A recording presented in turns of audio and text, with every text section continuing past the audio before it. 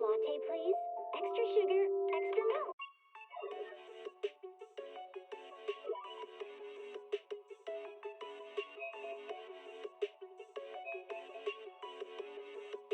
Hey, what's up? How y'all doing, guys? Hope you guys are doing well. Sorry I wasn't like, honestly, how do I describe this? I don't know why I'm saying sorry for. I guess, like, sorry for not going live earlier, I suppose. Like I was originally going to. There was this funny little thing called I overslept. Because I was apparently really tired last night. So I'm like, okay, I guess if I overslept, then maybe I should, like, you know, figure out what I'm gonna do.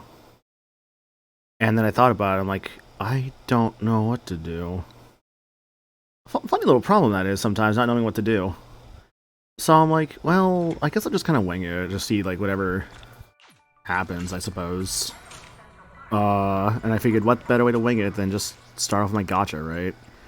I probably won't be doing this the entire time, obviously, but I'm just like, you know, why not? Why not? Do my little dailies and all that. There's this guy, little bear man. Like, so much of this guy, he's just is not being quiet. I mean, it's charming. I mean, that's kind of the point of this game, right? It's meant to be like, very charming. Which I do appreciate, like, again, like, the charming aspect of, like, this world, these characters and all that. Like, that obviously is very nice. Hello. Just a little guy. Little guy. Little guy does little things. Love that little guy.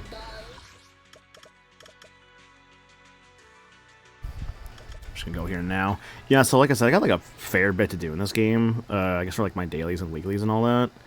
Which is never too bad. I mean, like, I'll be so real with you guys. I'll like show y'all real quick. For those who like know this game. I'm a little behind on some stuff right now. Be very real with you on that. I'm a little behind on stuff.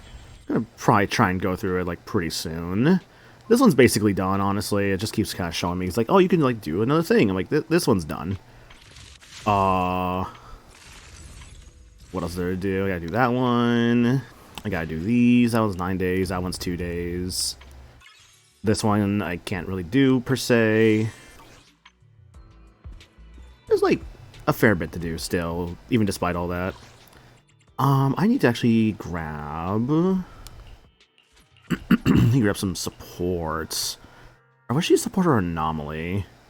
I'm trying to like build up stuff for like Remiel, like the character coming out like next patch, because I'm like basically skipping the current character to try and get her. And I'm like, I want to get that character because she seems cool. And I think she's a support, so like I'm trying to like kind of build up for like her right now. Which is always fun. And of course, got my classic grinding team. And also another good way to kind of test out my audio balancing. As I hear right now, there's this really cool thing about Zenless Zone Zero called this game is really fucking loud. So audio balancing is always very fun.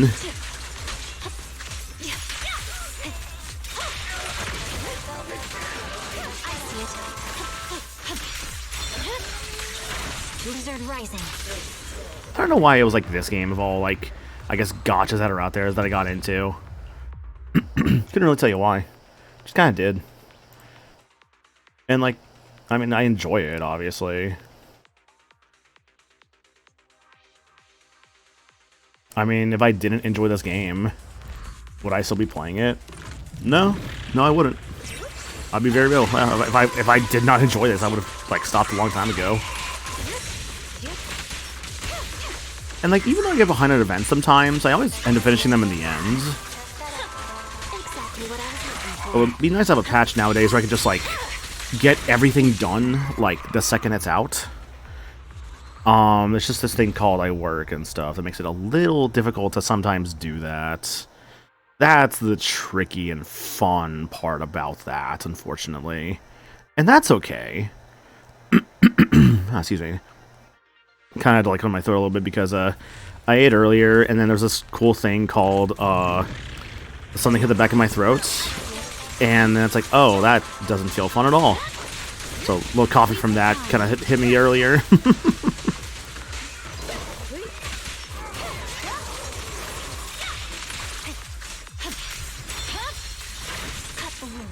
What a fun grinding team this is. It's so consistent every time. Probably because Miyabi is, like, stupid good. She's not as good as she once was, like, overall. But she's still, like, really, really good. And in kind of in a way, it really just kind of feels like they were doing what they could to just kind of nerf Miyabi, like, as much as possible. Because they just made this, like, stupid good character that was good for, like, basically any solution. Even solutions that it was like, oh yeah, this guy, like, resists ice. And she's like, allow me to introduce myself. And can still come in there and actually make it work. Which is, like, so wild to me.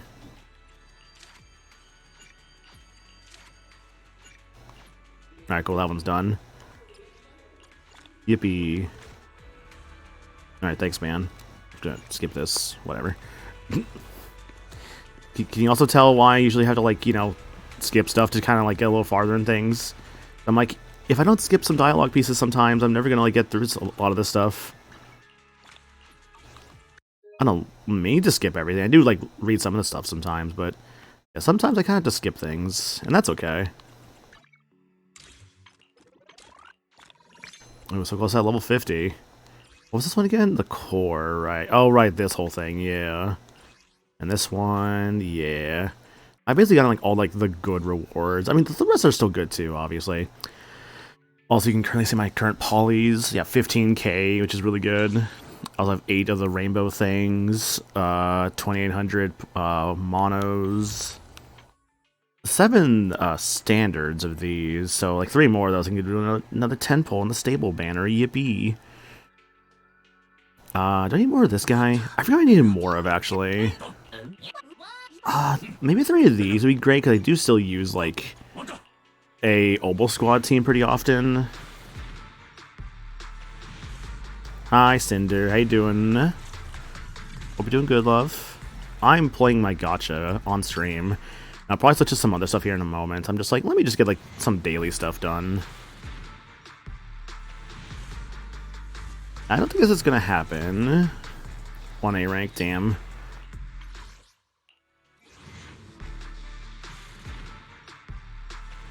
Alright, cool, there it is. Yippee.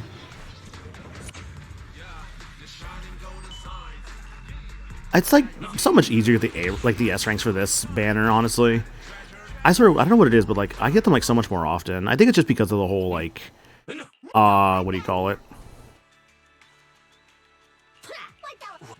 It's probably just because of the whole, like, rates are higher, I guess. Is why it's easier to get stuff out of this one. Like, I've gotten it many times where, like, I get, like, S ranks, like, back to back to back.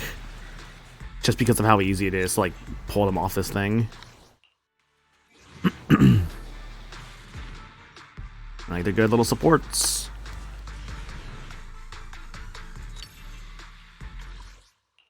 I still think about the one time I got, like, 6 A ranks off this thing. That was, like, just crazy to me. I'm like, wow. Cool. Okay. Yeah, so right now, I know I don't have, like, a linear losing 50-50. Yeah, 80 pulls remaining. Yeah, I gotta kind of, like, save those for the next character. She's around for 2 more weeks. Which means I have 2 more weeks to save for Remiel's, like, banner and, like, weapon. Yeah, this game's cool. Like, again, it's really, like... I do appreciate just, like, the chill, like, aspect of the overworld stuff. There you go. Might as well stronger now. Sick. Oh, yeah, my homepage. All my characters. Yippee. Well, these are not all my characters. All my characters are actually in this menu here. I feel like it's just kind of easy to show, like, who I don't have, to be honest. But yeah, Gorilla just came out. The character that was only available for, like, less than 2 weeks, so he's kind of, like, really hard. He was kind of really hard to get as a result of that. But damn, this guy would be cool to have. This guy was sick. Octopus, Snake, Vampire, Tiger,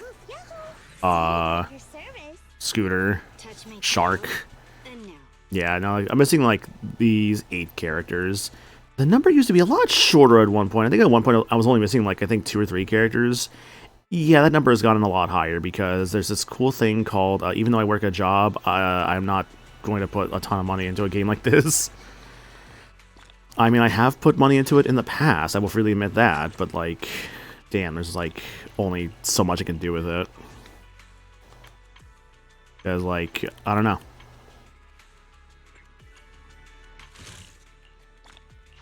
Cool, okay.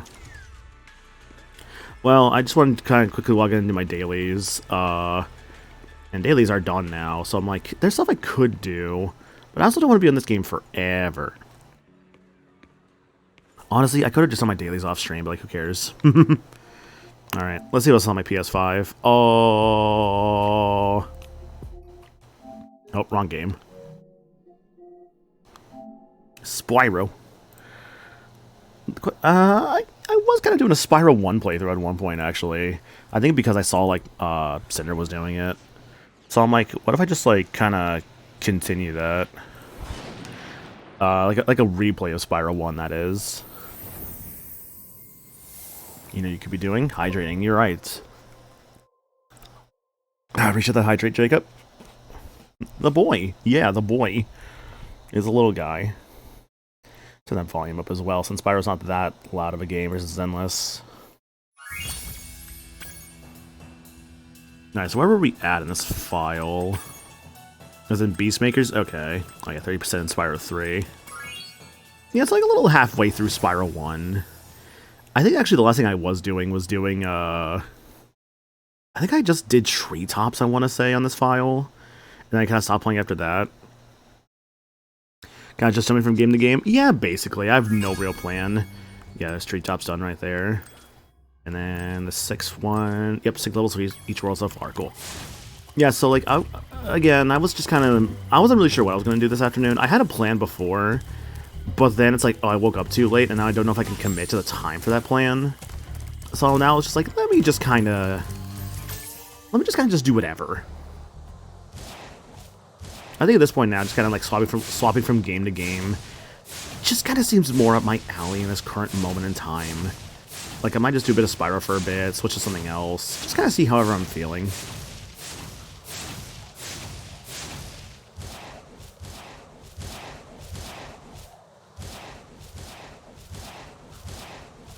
Why is this taking so long to load, dude? Doesn't normally take that long to load. Oh, Terrace Village.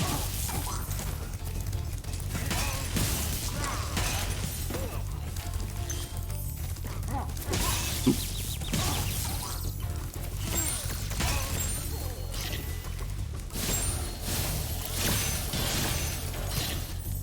I do love how in Spyro 1, the 5 gems are blue. Like, that is not the case in every other game. That is just a Spyro 1 thing.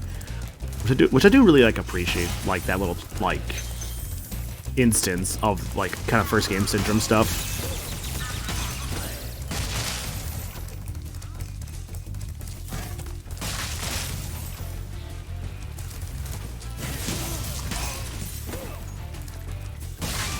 When I run into choice paralysis rut, I always try and narrow down the genre. Right, I'm in a fighting game rut. You need to figure out what game to install.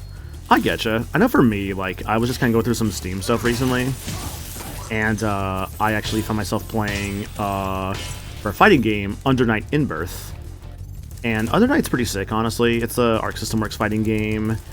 It was part of the general roster of BlazBlue Cross Tag Battle, being one of the main 4 series in there with, like, Persona 4 Arena, as well as BlazBlue and Ruby.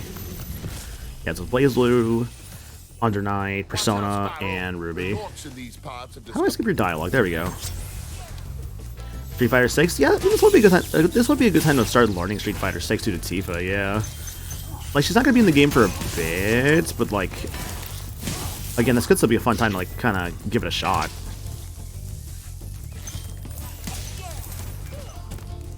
Like, we actually don't know, like, when she's coming. Like, she might be the 3rd or 4th character, I'm thinking. Oh, that guy actually got me, dang. I could easily see Tifa being, like, the last character of the pass. Because, like, I think it depends upon, like, when they, like, reveal them, I think. Though I actually don't know if that's accurate. I'd have to go back to the trailer, but like Kenny Omega revealing like Ingrid and Alex and all that, because Ingrid was the last character. I don't think Ingrid was the last character shown in that teaser.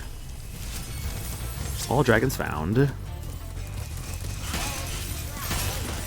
Ingrid's cool though, honestly. I actually am glad they brought back Ingrid of all characters. Ooh, nice extra life.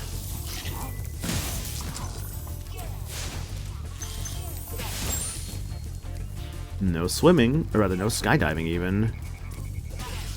At least it's the second to last character to be released this patch. That's what I'm thinking as well, yeah. Since we're going off of like when they revealed stuff, I think that would make her...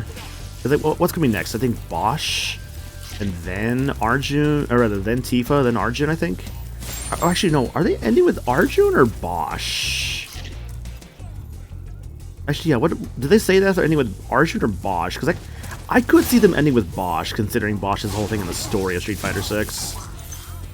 It might be Bosch, the last character. Take that damage, it's fine. Also, hi Ed, how you doing? Say to you, Bird, what's it? How you doing? Oh, dang it. Street Fighter 6 Twitter posted a reschedule. Yasmin, Arjun, Tifa, Bosch. Okay, that's what I thought then. Honestly, a pretty bold move to have a pass full of like just all brand new characters, except for Tifa. Rather new to the game, aside from I guess Tifa and Bosch, obviously. I do respect the decision a lot, honestly, and I think it's very needed to have a pass like this of just a bunch of brand new characters, because I feel like that is good for bringing like more faces to the Street Fighter table. And I don't know. Again, I think it's cool. I'm excited to see these characters in action. I do hope Tifa is at least good or fun to play. Dude, the most tragic thing they could do is make Tifa like bottom tier. I mean, they don't obviously like, you know, craft the characters to be bad, obviously, but like, damn. Yeah, they did say they're gonna stop doing World Tour stuff. But I think with the whole, they're going to stop doing World Tour stuff, that might mean we get characters quote-unquote faster. That one's a big maybe on that one. I don't know. Would be the first time Tifa's bottoming? Damn.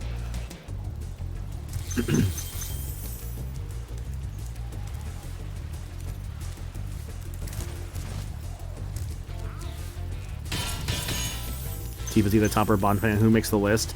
I mean, if we're going for like her actual character, which is like, man, you ever think about how like Tifa and Aerith are always like kind of mischaracterized with each other, whereas people think like Aerith is a Tifa.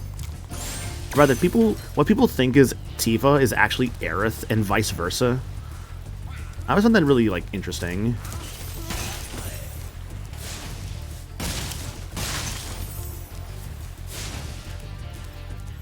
People think Tifa's a top, and Tifa's only a top in comparison to Cloud. Yeah, which is like, no. Tifa's a little different than that. Okay, where were the other fireworks? I know they're here somewhere.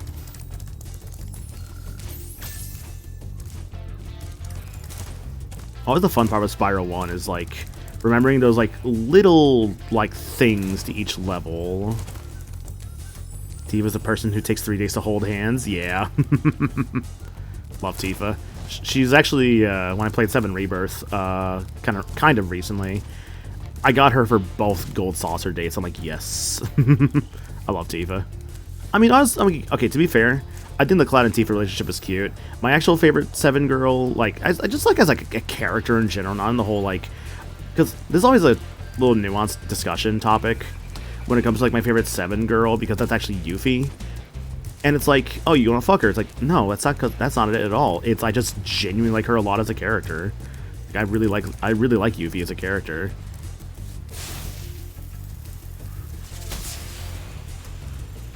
Is Cloud top or bottom? Who knows? But he does have PTSD. So true. Where's the last rocket? Gonna try and see if I can get Tifa for the Gold Saucer and Rebirth. The main thing is just like getting good character interactions and all that throughout the game, because 7 Rebirth has this system to it that's basically like a little relationship system that kind of forms throughout the game and builds as you like fight with them alongside combats, mainly doing like brand new unique actions as well as side quests as well. Will typically be sometimes centered around a specific character, and that also builds up for like the relationship meter for each character, which is cool. The only one who doesn't have this meter is Cait Sith, and that's just because Cait Sith joins like after that would be relevant anyways for the whole relationship stuff. Also, hi Anna, appreciate the lurk, they did say that's only like a 7 Rebirth thing, that 7 Revelation is not going to have this like relationship system thing. And again, that's I think just because it was purely for the gold saucer dates is why they implemented that system. Which is fine. I think it was a neat idea. Crap, where's this last rocket at? Uh-oh. Well, they're usually on like these like, little big stands here. These little big pillar tops. I was gonna make a tier list rating Final Fantasy party members on whether they're top, bottom, or switch. They got the Onion 9 realize how many party members are children. It's something uncomfortable with this bit. I mean, at that point, you just do the adult characters. It's like which one's on the top or bottom of the characters I actually feel comfortable talking about. And it's like, what is it? I think like with 10, you could do like Waka and like Lulu and Orin and Kamari. They got at least those 4 right there. And if you're going for 10-2, technically, you at least have Yuna now, if we're going for 10-2. But again, I also get the whole idea, like, the discomfort of a topic like this. I mean, hell, the entire cast of Final Fantasy VIII, I'm pretty sure, are all, like... I think the oldest one might be Squall. I think he's only still, like, 17. Actually, no, isn't Quistis 18? I think Quistis might be 18. But even then, yeah, it's like, the entire cast is, like, still young. Because the whole thing's that they're all child soldiers. Quistis is 18, okay, then yeah. At that point, you can only really do Quistis for 8s. Linday asking for the monkey summon. Here is your monkey. And look for this last goddamn firework.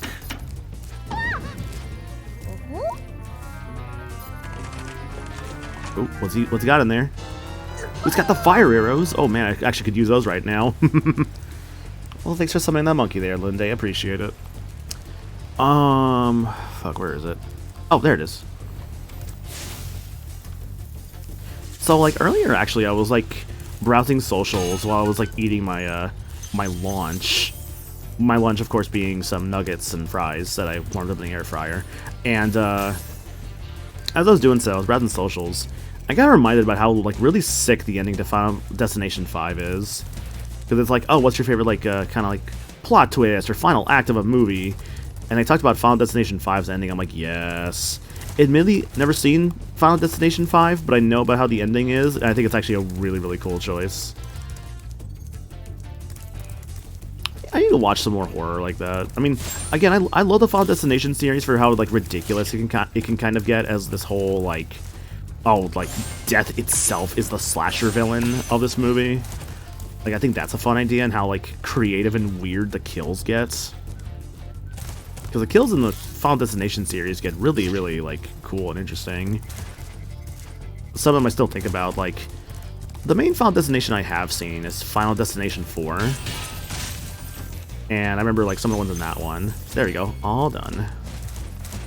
Like, one I think about is, like, the pool scene from 4. Like, that one's kind of wild to me. I'm like, ooh, God.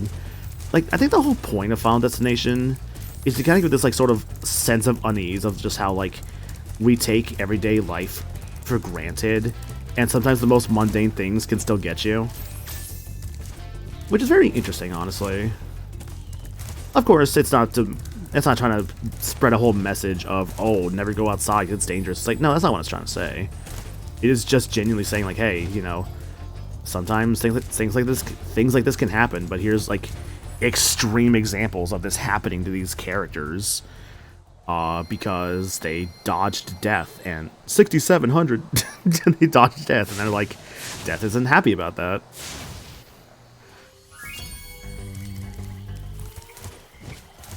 If anything, though, I think I did see they're making a, what? They're making a, remake. Oh, not a remake, sorry. You fucker. They're making, I think it's a prequel of Nightmare on Elm Street. I think with, like, Oh, no, I'm sorry, getting things mixed up. They are doing a Nightmare on Elm Street, remake, but apparently they're using the exact same screenplay. I'm like, what are you doing? Had to order a drink, what are we talking about? I kind of just got started about talking about, like, horror movies, like Final Destination and stuff, and I was thinking about how I saw a thing about how Nightmare on Elm Street is going to get a remake, but using the exact same screenplay, and I'm like, can y'all be a little bit more creative? To use, like, at least try and, like, make a new screenplay? Though I also saw that, there's, like, I think, like, a Jason, I forget what the series is called. It's not, is it Friday the 13th? Oh, shoot, these guys are fire-based.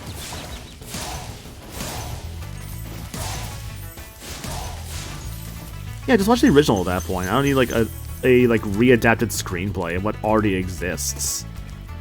Anyways, this is Misty Bog. It's kind of weird how Misty Bog is actually, like, kind of a really hard level. Like, unironically, this level is actually kind of tough.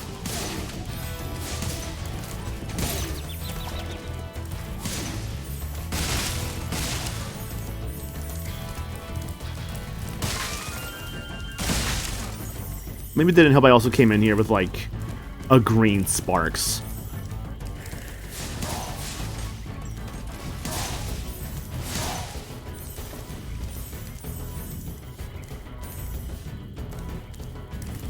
We'll never do justice to Glenn's death. For which one specifically was Glenn? I'm sorry, like, I might be blanking on this one a little bit.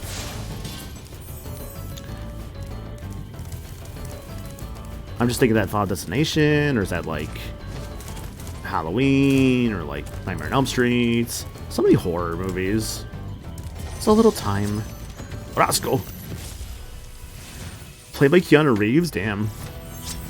Thank you for releasing me. Oh, I thought I died.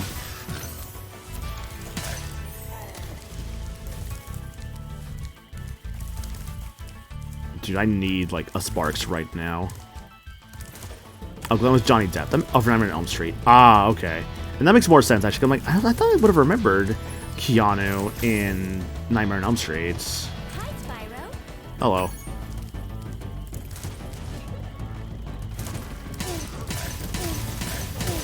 Oh, that one's so satisfying every time.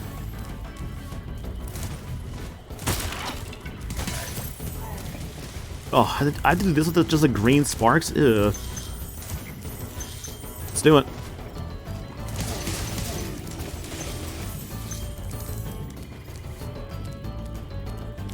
Oh, he was the blood shooting out of the bed scene. Okay, that I do know.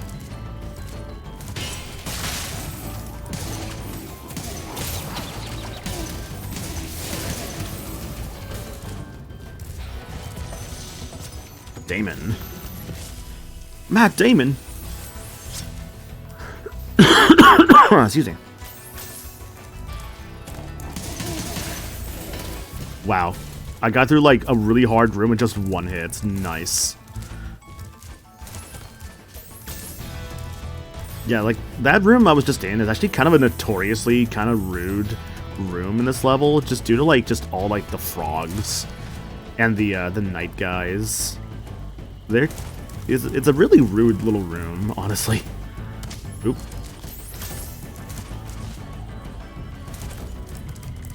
Is there a little animal over there? Yes? No, that's just the wind, damn it.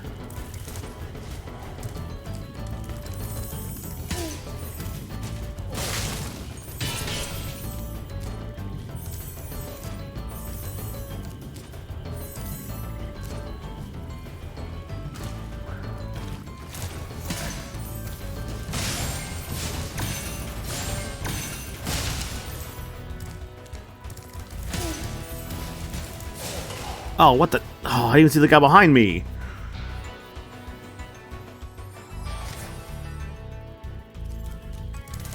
Well, that's okay.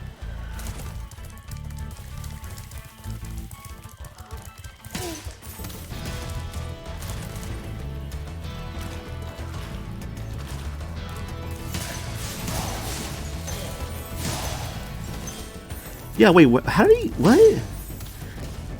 Oh, you know what? I bet you I know how it happened. Because I went for this guy. He was, like, right there next to me. So he must have, like, gone this way for a second.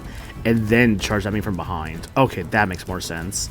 I'm like, where was that guy? Zeke, the Zekeinator.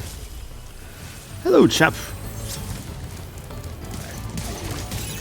Fucking pigs. Pigs are the worst because you cannot charge them. You actually have to fire them. So I saw you could have charged them, but maybe that was something else I'm thinking about.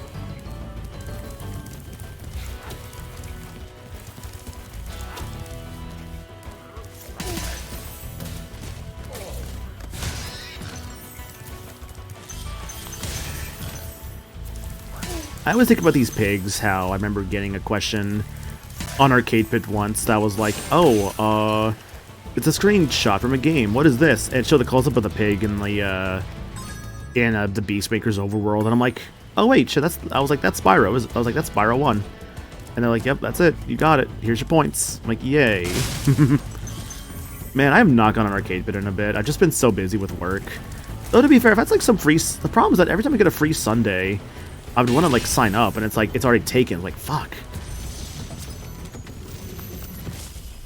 Like, it's really hard for me to sign up for Arcade Pit nowadays, because like, I never know for sure if I'm going to be available like weeks in advance, you know? That's what makes it so hard for me to sign up for Arcade Pit nowadays. Which sucks, because I want to go on Arcade Pit more. It's not easy with my current schedule. I'd have to basically start asking for like Sunday nights off. And I already have Saturday nights off anyways. I can't really be asking for like both weekends off potentially. Because they're gonna kind of need me sometimes. And also, I mean, I also kind of need money from work sometimes too, you know? Get your cat subbing in work. If only it was that easy. Where did I miss like 70 gems from? Hello? Oh, that's why. I remember now.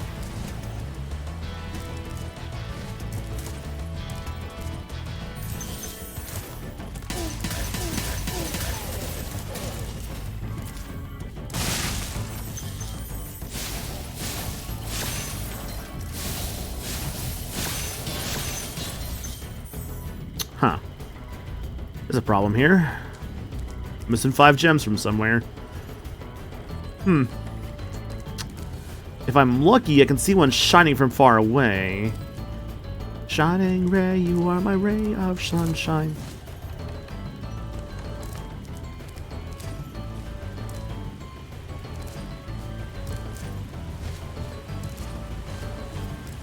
Honestly, though, I think my cats do a terrible job of mine. Like, whenever people say, oh, to get like your like animals to do your job, I'm like, I don't think my cats would do a very good job. And that's okay.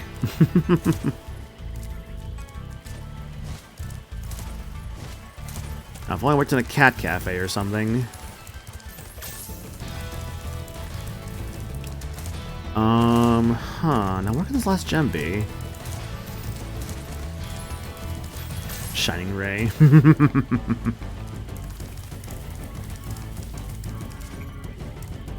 It is a good ending song for the One Piece.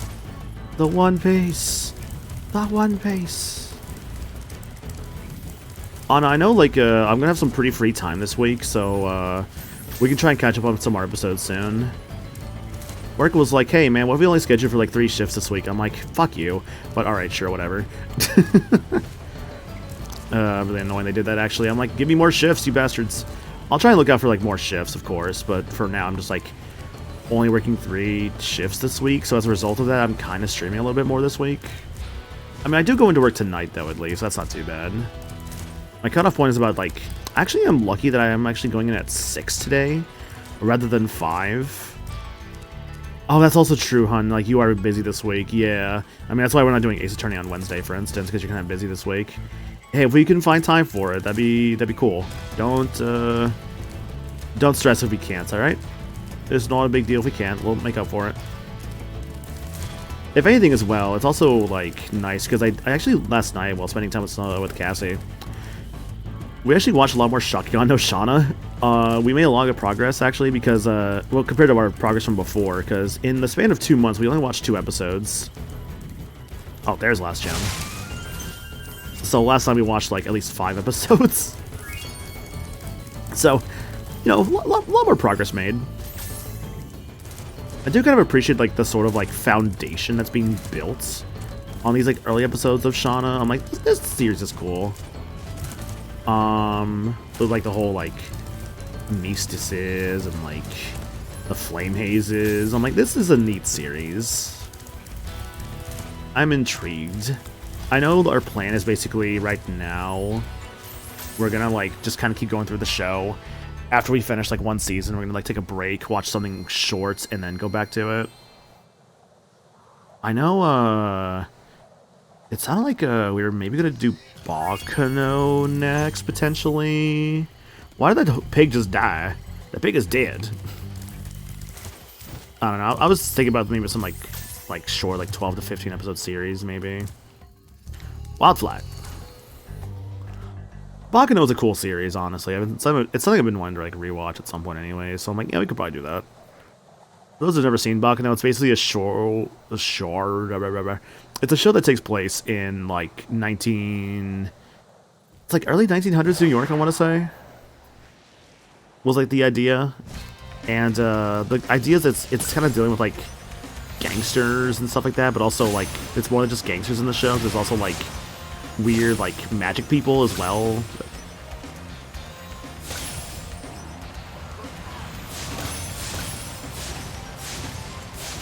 Like monsters and stuff, yeah.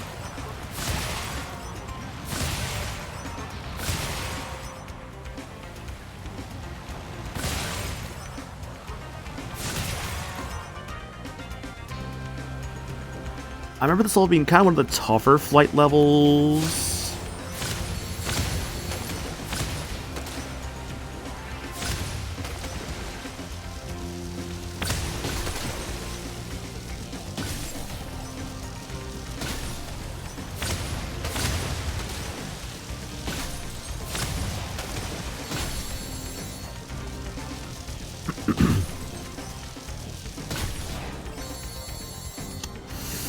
Uh-oh. Uh-oh. Uh-oh. Uh-oh. Uh-oh.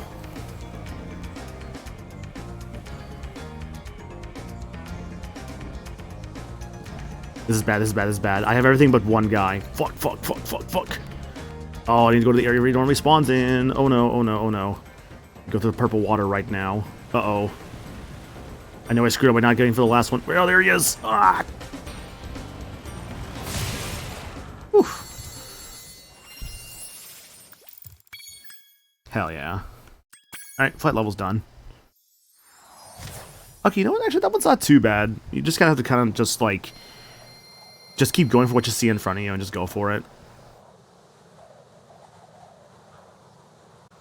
Want to see the first 3 episodes? I'd be down to watch more of it? Yeah! It was very fun when I pitched it to her last night. She seemed very excited about the idea. I'm like, hell yeah.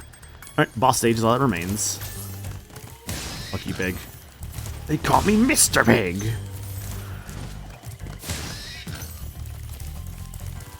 Despite maybe... well, I was gonna say just now, maybe I should rewatch Lion King. But honestly, I think the one Disney I've actually been kind of really wanting to rewatch at some point is not even a Disney at all, it's a Pixar movie, is Toy Story. I don't know. I have not seen Toy Story 1 in a hot minute. I'm like, I kind of would be down to rewatch Toy Story 1 again at some point. It's been a little bit. Hell, it could be fun to go through the entire, like, trilogy again. And only the trilogy. No, I'll give 4 and 5 a fair chance at some point. But 1, 2, and 3 are just, like, the perfect trilogy.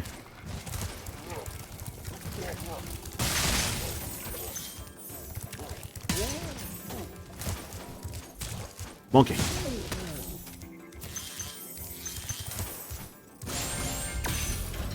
Oh, Thrill didn't count, dang. That's the thing, I've actually heard 5 is better than 4, which I'm like, huh, okay. All I could think about with Toy Story 5 was there's this, like, I was watching Conan O'Brien give a, I think so, Hydra Lindea. I was watching Conan O'Brien give this, like, speech to, a bunch of Harvard graduates, and, like, dude, it was, like, the funniest fucking speech, because Conan O'Brien's just very hilarious, and... my favorite part about the speech is that he was like being very genuine with a lot of it, while also of course being himself and being very funny and all that. Ah! I don't know why I did that. But my favorite thing about this speech was that he was constantly shilling his like role in Toy Story 5. He's like, Toy Story 5 out in theaters soon. It's like the stupidest thing. Like only Conan O'Brien can fucking shill his like movie that he's in during a Harvard graduate commencement speech, and actually have it be like genuinely funny. You fucking idiot threw a banana at me? Fuck you. Go away. Look at that dragon, actually. Sadiki. And we never saw him again. All the dragons died after this game.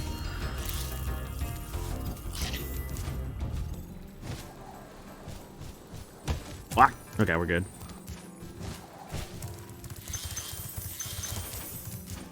Everyone died. The end. The Andy arc? Don't say it like that. How you doing, Volume Weasel? I mean, you're not necessarily wrong / incorrect in that they've kind of said the new one is like the Bonnie arc / trilogy, and I'm like, brother, is Bonnie even like relevant in these movies? I don't know. I mean, okay. I say that, but like, you can make the argument, was Andy ever really that relevant in Toy Story 1, 2, and 3? Well, no, actually, no, you can't say that. Because Andy is usually a driving force of some kind. Like, his name is written on the bottom of, like, Woody's shoe. Or there's, like, what is it? It's like, his name's written on the bottom of, like, Woody's shoe and Buzz's shoe as well. There's also, it's like, there's that. There's, like, Andy's whole arc of Toy Story 3, where he's, like, he has to basically give up the toys because he's like going to college. You know what's a weird thing? What if, right? And I think I could see them doing this. If they make a Toy Story 7 down the line, what if like the idea that it's like after Bonnie, I guess it's like, oh, Bonnie, let's say now she's older all of a sudden. Oops.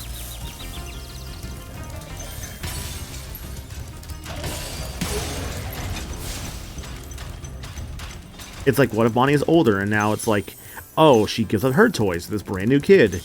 This kid, it turns out, is Andy's son or something. Or Andy's son or daughter, and the cycle repeats itself. Do you mean 6? No, I actually do mean Toy Story 7. Like, the idea of like, the Bonnie trilogy is done, and so for the next trilogy, it begins anew with a new kid. The new kid being like Andy's, like offspring.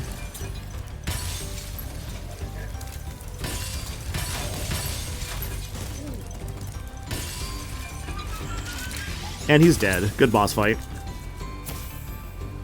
God, Spyro 1 boss fights are so weird. I do appreciate them, but they're very weird bosses. It basically would be going full circle, yeah. I feel like I actually could see them doing that, weirdly enough. Since I don't really expect, like, them to kind of give up so easily on Toy Story in the foreseeable future.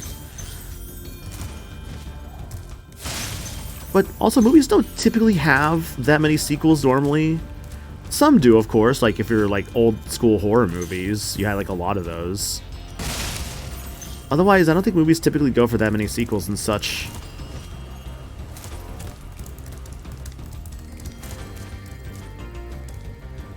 Oh, you know, the bosses are actually, well, for one thing, they're actual boss fights in Spyro 2. So yeah, you'll have that to look forward to, babe.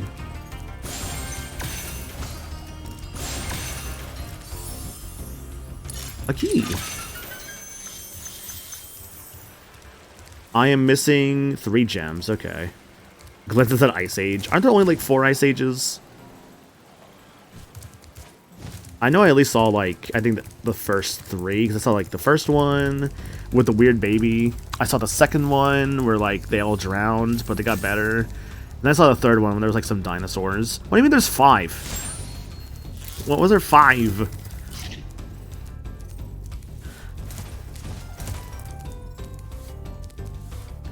Yeah, when their daughter's grown up. Is that 5? I'm surprised there isn't a Toy Story that doesn't tackle stuff such as discounters and I don't think they'll get that meta. Yeah, probably not. Be neat if they did though.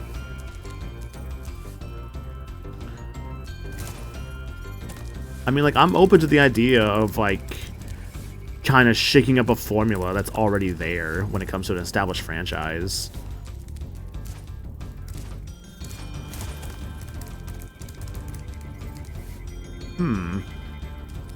I could use the Sparks hints, but, like, where is the last gem? See if I can't find it. This isn't even that big of an area.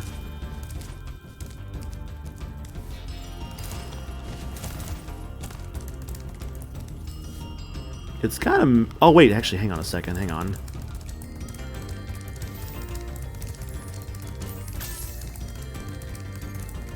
Yeah, I do think that Spyro 3 has the best boss fights. I think I would agree with that. And that's not being biased because it's like the one I grew up on. I do genuinely think Spyro 3 has the best boss fights. Though it's also interesting to me because the Reignited trilogy here... Oh, there's the one over there. The Reignited trilogy made one of the boss fights in Spyro 3 like pitifully easy compared to its PS1 version. I wasn't a fan of that. But in contrast, they also made one of the bosses in Spyro 2, like, stupid fucking hard compared to its PS1 version. I'm like, wow, why is this guy, like, way harder in, like, the remake version than the original game?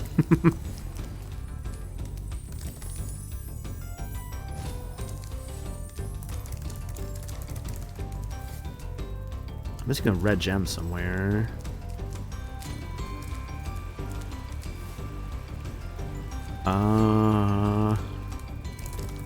I'm guessing I'm missing a red gem. It would probably be in a little, like, side area?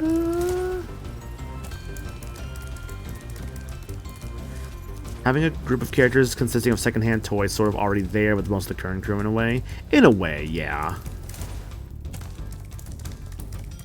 Well, hi, Nikasaur. How you doing? Welcome to my pursuit of a singular red gem that I cannot find, but I think I have an idea where it is now. I thought I saw it for a moment, but that was just fire.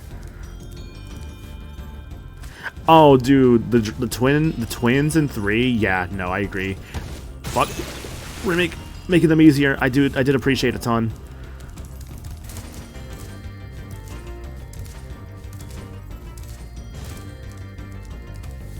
Is it not here? Seriously? Huh? Thought it would be. Ice Age 4 wasn't the greatest. It was fine. Had a catchy song, Lamau. Okay. I know that was like, what, Blue Sky Studios for Ice Age? Play Earth in Heaven You Won't. I don't own it. I have the 3DS one. I don't have a means to capture it.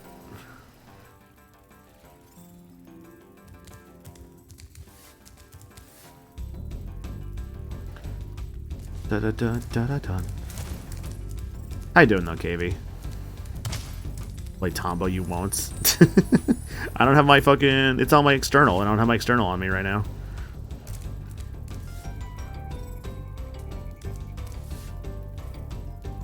Ice Age 4 has a very hilarious casting joke of casting Peter Dinklage as a giant ape. Why do they keep doing that with Peter Dinklage? Like, genuinely, I feel like Peter Dinklage is always being cast as, like, giants. Like, there's that character he plays in Avengers Endgame, I think it is. Or was it Infinity War? I guess it's like the irony. Yeah, it's probably just an irony thing. It's like, aha, Peter Dinklage, you're playing like this giant, because you are short. Which, I mean, like, as long as he's, I guess, cool with it, it's probably fine. Oh, what was it? Yeah, no, like, he's like this giant in, I think it's Infinity War, I want to say. Yeah, no, it's Avengers Infinity War because, that's where Thor gets, like, his axe. You got the joke, you got the elf joke and the elf probably want to be bigger in other films. He's all kind of a dick from what I hear. Interesting. He plays Scourge in Transformers Rise of the Beast. Damn. Forgot about that. I actually did watch Rise of the Beast. That was actually kind of fun. I don't know what drew me to that Transformers movie, but that was one I remember just, like, kind of just wanting to watch for whatever reason. And then I watched it. I'm like, yeah, this is fun. This is cool. I am going to... Oh, there it is. I was still ready to, like, press the Sparks Help Me button, and it was just right there in the corner.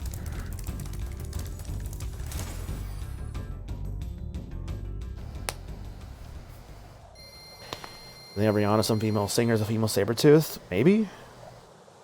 I'll take your word for it. Sounds a cool game. I mean, I'll play it at some point, yeah. I've been kind of playing more of my Steam games recently, with like Under Night and like Peggle. Peggle Knight specifically. Are you ready to go? I was on like, I think the last world of Peggle Knights actually, or like the last set of levels. So, I mean, I'll get back to that at some point. If I didn't stream today, I was gonna probably like, play more of that this afternoon, try and beat it. It's not like it's that hard to beat or anything. Transformers Louise sure had a merch push back in the day. They still do. Are the Balloonist Penguins? I don't know. I never thought about that. They still do, but not on a big level. Okay.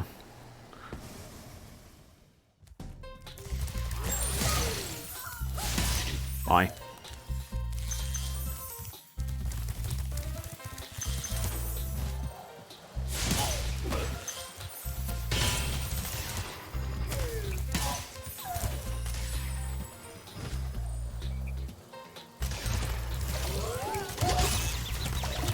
Oh, that's too big. Okay. Hi there. I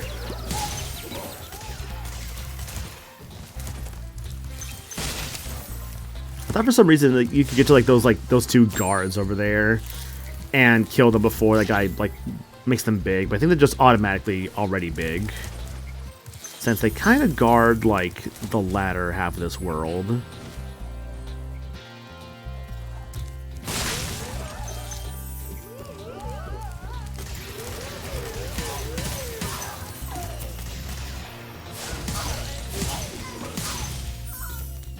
Oh, it's Jennifer Lopez. Ah, okay. You ever think about how Jennifer Lopez got her start in that one documentary? Rather, not documentary. What's the word? Is it mockumentary? That doesn't sound right either. Basically that one movie, that was basically, oh, what if we like kind of told the life of Selena, like the singer? And that's where like Jennifer Lopez was actually in that movie, like as Selena. Who was, of course, very unknown. It was a very unknown Jennifer Lopez at that time, who was in that movie, but it was so cool that she was in it. I guess a biopic, yeah, like a biopic, however you want to say it. Yeah, that's the word I was looking for, thank you. But yeah, she was in that movie as Selena, and like, it was cool, honestly. I did enjoy that movie. I remember, I think, watching it back in high school, like, first time I ever saw it. And a lot of us were just like, oh, this is fun. And then it's like, oh, then it got sad. Because if you know the actual story of Selena, yeah, you'll know exactly why it gets kind of sad. As in the story of, like, Selena the singer and, like, what happened to her and everything. Honestly, in a weird way, I feel like not knowing her story and then going into that movie is actually not a bad way to watch that movie. But if you're aware of her story, like, in any way, shape, or form, then, like, you kind of know what's coming, you know? You kind of know what's coming at some point.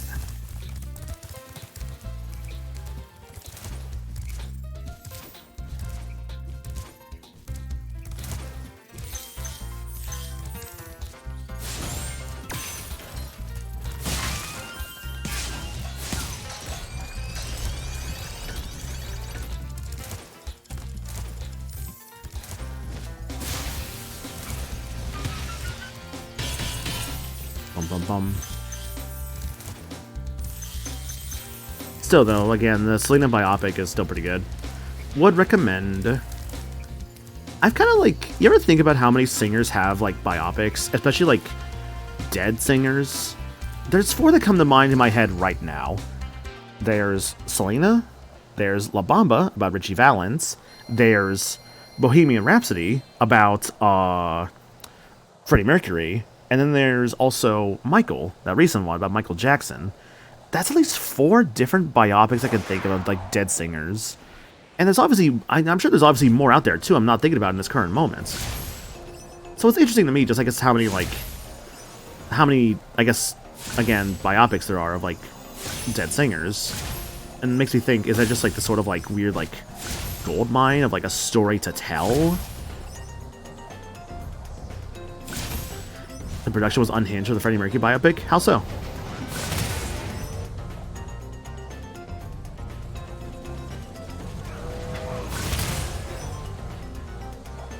Queen was actively sabotaging the project? Really? Interesting.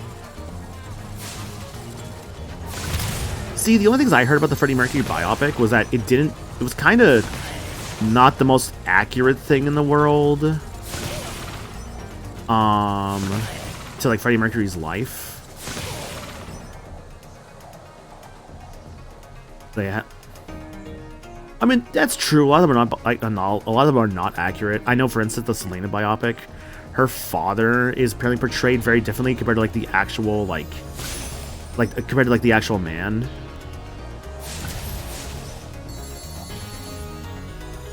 So like, yeah, you're right. Like a lot of these biopics are not going to be the most accurate in the world because I guess they're also in the end trying to tell like a story of some kind. I am not passing this one. Yeah, let's just go in the water. I did not pass this one.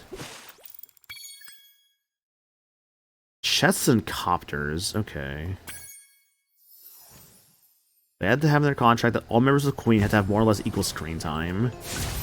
Interesting. Yeah, that would make that movie a little weird then if it's a Freddie Mercury based biopic and they're like, actually it's about Queen as a whole. Make it about everyone. Which, I mean, understand the logic, but also a little strange. Dude, what is my order here? This is a bad order. This sucks. So which is the Dewey Cox biopic? That one I actually don't think I've heard of.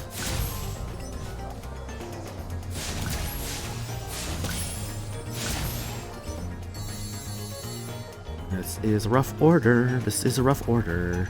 It's called Walk Hard. Okay. What was that one biopic someone made where they, like, made themselves a monkey? Y'all know what I'm talking about?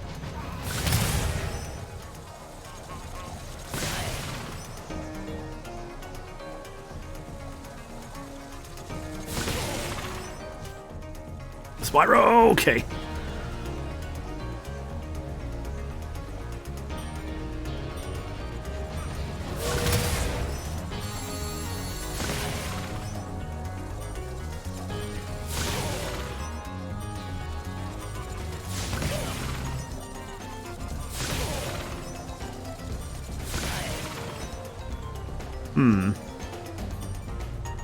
I don't think this is gonna pass either.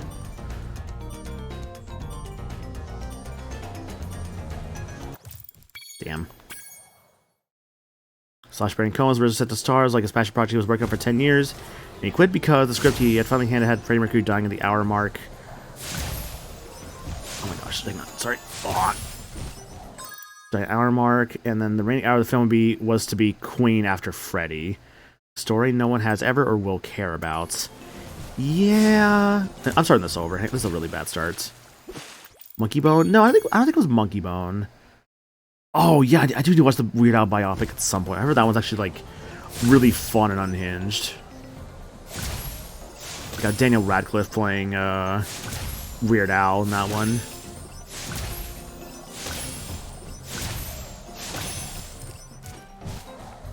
I love just like Daniel Radcliffe just kind of like went insane, but like in a fun way when it came to like his acting career. Dude was just doing like the weirdest shit for a while there, and that's like, honestly, I respect the hell out of that.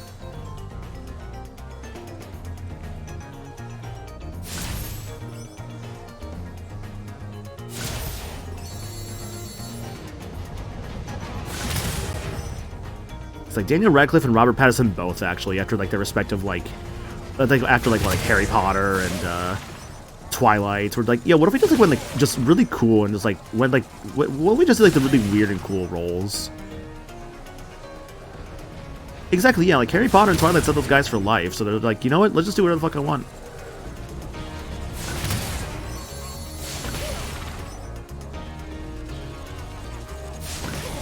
Like, you know, I get it. Like, you know, you got your bag. Let's just do whatever the hell you want at that point.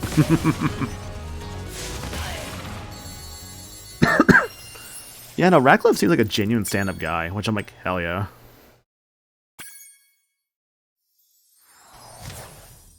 Oh, wait, Weird Al's actually in the biopic, but he's not himself? What? Oh, I didn't know that. That's cool.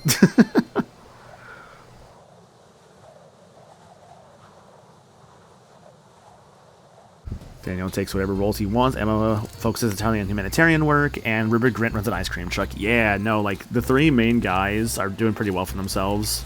And didn't Draco's actor just go back to Harry Potter anyways? Because of course he did. Excuse me. I'm a potentially dead body for the entire film, and the castaway gets saved by figuring out how to make me fart as a makeshift boat I'm in. Yes, that's a Swiss Army Man, right?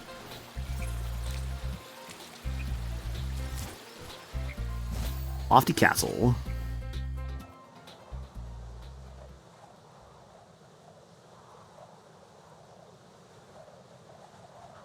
Not too big on the fact that my gems are, like, not the number they should be, but, yeah. Tom Felton was doing CW shows. He's not making the same money the others are. Yeah, true. I feel like the ones that are going to make the most are going to probably be, like, Rupert Grint, Emma Watson, and Daniel Radcliffe, yeah. And to talk about, like, Robert Pattinson, again, I love how much, like, weird shit he's doing, too. And also how much he's, like, really flexing his acting chops. For instance, I know he was actually, I've not seen it yet, but he was the Heron in the English dub of The Boy and the Heron. And you can tell he's actually, like, trying, which I appreciate. Like, he's not just, like, phoning it in. He's, like, actually trying to do a whole, like, voice acting performance in that. The ones who are wishy-washy about associating with Joanna, ones who are stealing her for a paycheck? Yeah. Excuse me. Sorry, I'm, like, still, like, I'm probably dealing with, like, the, what do you call it? Dealing with that cough I got, like, a bit ago, earlier.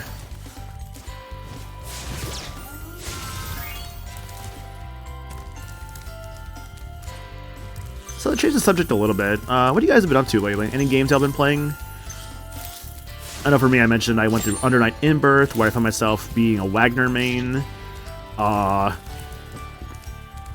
Although Aurier was a pretty nice little, like, Aurier I found was a nice, side character to play as, but damn, dude, I don't know, trying everyone out, Wagner was just really, really fun. I was like, okay, yeah, no, she's great. This character's super fun. I like how she's, like, her whole thing is, like, she has a fire sword and, like, a fire shield, and, like, install, like, a little bit of, stuff into, like, her sword and shield to make it a little stronger for, like, the next attack or something. I found her to be a very fun character, honestly. And I made sure to try everyone out in Under Night. Whenever I play a new fighting game, I like to go into training mode and try everybody out, see who I vibe with the most. And it was definitely Aurier and Wagner for me. I think I vibed with the most. Though there was that one girl with, like, a gun. I forget her name, but there was, like, a gun girl. Kind of reminded me a little bit of, like, Naoto and Persona 4 Arena a little bit. Maybe there was some inspiration there with, like, that character who maybe had some stuff inspired to Naoto and Persona 4 Arena. I don't know. But yeah, that character was cool. Dragon Quest XI most of my time. Picked up Skullgirls, trying to find my tempo in that. Ooh, nice. I never actually finished Skullgirls' arcade mode. I need to do that at some point. I mostly just played Skullgirls with friends, to be honest with you. But when I played as Skullgirls, there was three characters I liked the most, which was Big Band. There was Rebel Fortune I liked a little bit, and there was another character I played that was basically my main. Oh yeah, Eliza. Yeah, Eliza was my Skullgirls main. I really liked how Eliza played. She was so fun. Yeah, so Eliza, Big Band, Rebel Fortune. That was my three for Skullgirls.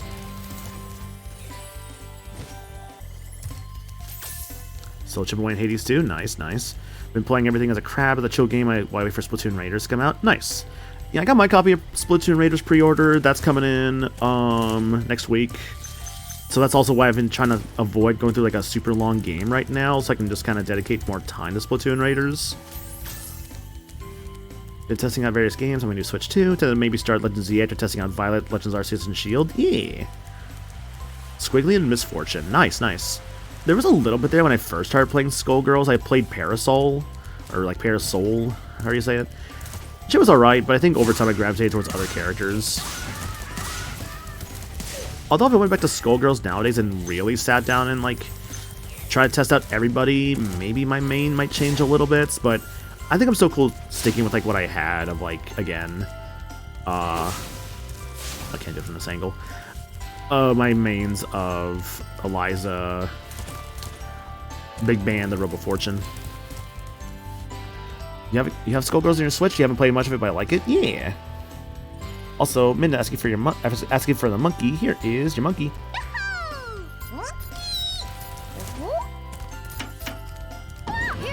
Hold on.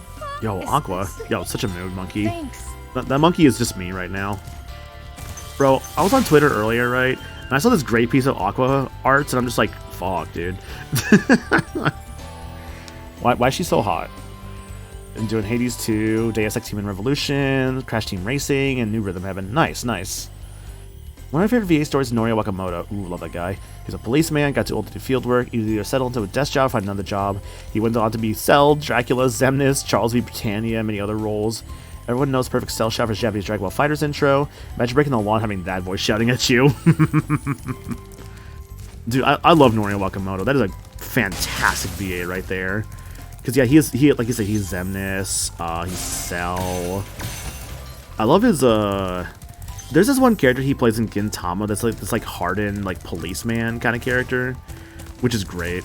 Oh, yeah, no, Norio Wakamoto is Xemnas in the Japanese KH2. And really just Japanese Kingdom Hearts in general.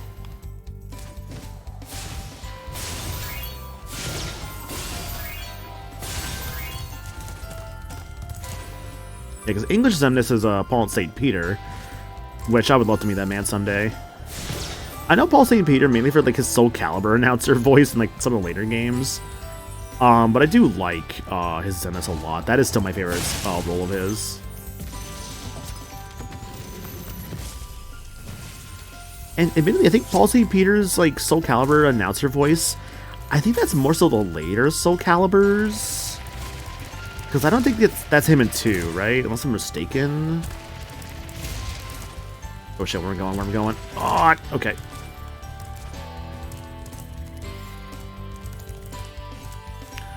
Four souls share a childlike wonder. Nunu goes.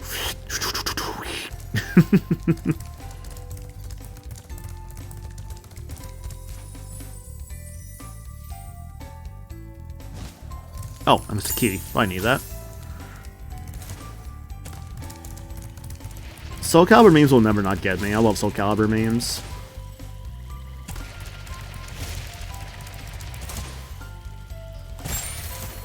I think I went too far. Fuck.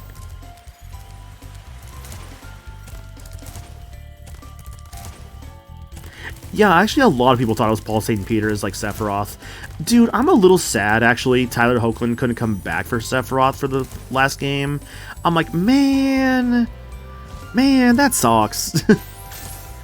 I understand though, schedule conflicts, but man, that's like the biggest bummer I think out of the entire 7 Remake trilogy to me.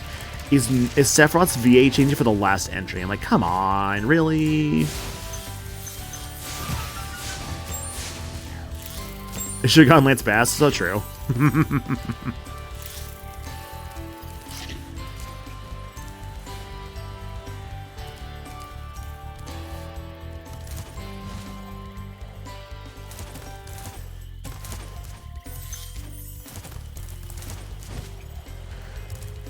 Oh, he's great in both Remake and Rebirth. Yeah, it's just, I mean, again, if they do a good job with him, and like, because it's not gonna 100% sound like Tyler Hoechlin.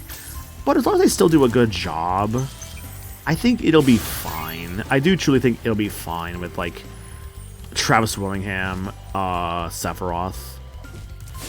And, like, Travis Willingham is a good VA. Like, dude is a fantastic VA, actually, so he'll do good. I've opened Megamix twice in the past few days. Hell yeah. Let's see, when I get my paycheck later this week, I'm going to get Rhythm Heaven Groove. I had a Rhythm Heaven itch recently. Yeah. I've been in no rush, admittedly, to buy new games myself. You fucker. I think, again, just because of, what do you call it? I just have a lot of games I'm already playing through, to be honest. So I'm just thinking, yeah, I don't know. I actually don't really need to buy any video games anytime soon, to be honest with you. And like I've bought some already, such as again Splatoon Raiders I bought a while back in pre-order, so that's coming in. I did pre-order Fire Emblem because of course I did. Like wow, man whose favorite series, well second favorite series is Fire Emblem, pre-orders the new Fire Emblem. Who would have guessed? But yeah, I got the new Fire Emblem coming in. And considering the length that's probably going to be, I definitely don't need to buy any video games anytime soon, because Fortune's Wheel is going to probably last me a while.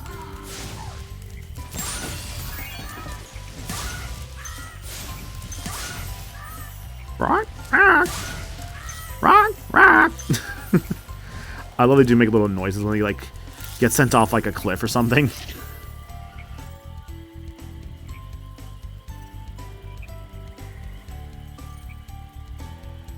Immediately I was skeptical when Tyler Hoechlin took over from George Newbern. I ended up loving him. Yeah.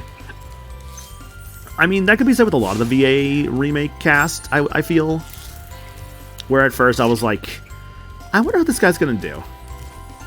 And then it's like, oh, I actually like this guy a lot. Like, Cody Christian Cloud definitely have to grow on me a little bit. But I really do like him a lot now, actually. Tifa's VA I really like. I think it's the best Tifa and Aerith I've ever sound. Well, Aerith, I've heard some kind of mixed. People can be a little mixed on the new Aerith voice. I think it's fine, personally. I don't have an issue with new Aerith. But I understand people who do have an issue with new Aerith. I think that's entirely valid. I don't think she's bad, personally, but also I get it. Red 13's fine. Kate Sith is really good, actually. I really do like the new Kate Sith VA. Barrett is amazing. I love the new Barrett VA. Barrett is, I think, unironically, like, maybe my favorite character in the remake trilogy. Like, he's super fun to play as, especially Rebirth, dude. Rebirth made Barrett so fun. Weirdly enough, I think I like Tifa more in Remake over Rebirth, but Tifa was still fun to play as. Oh, shoot. I got the key, right.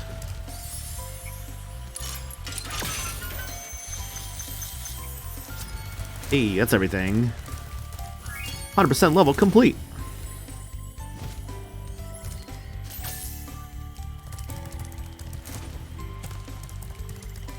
I have heard some people say the only complaint they have with, like, Red 13 is that whenever you do get to hear Red 13's, like, real voice, he's kind of sounds a little bit... People said he sounds too much like Sonic to them, which is very funny to me, because it's like, that's not really a Sonic VA, though. I have heard some people say Max Middleman could be a good Sonic, and I do agree with that. I do always think if that Sonic got a new VA anytime soon, it should be Max Middleman.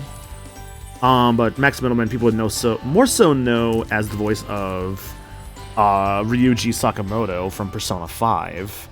That's, I think, where people would know Max Middleman's voice from.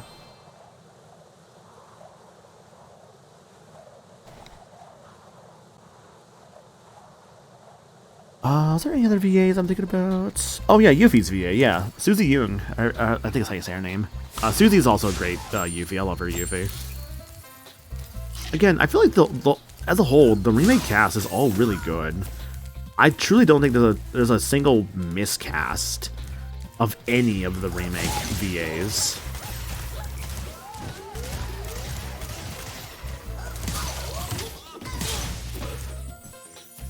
Red Velvet Cookie Max Middleman.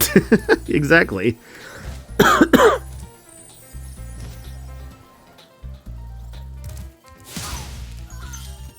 Susie was so good at fake throwing up, they asked her to tone it down. Amazing. Oh, yeah, that guy over there. Yeah, because Yuffie's whole... a character trait of Yuffie is that she has, like, pretty bad motion sickness, so... There's those moments where they're, like, on, like, a plane, or, like, in a boat or something, or in a car, and the poor girl is just, like, heaving, practically.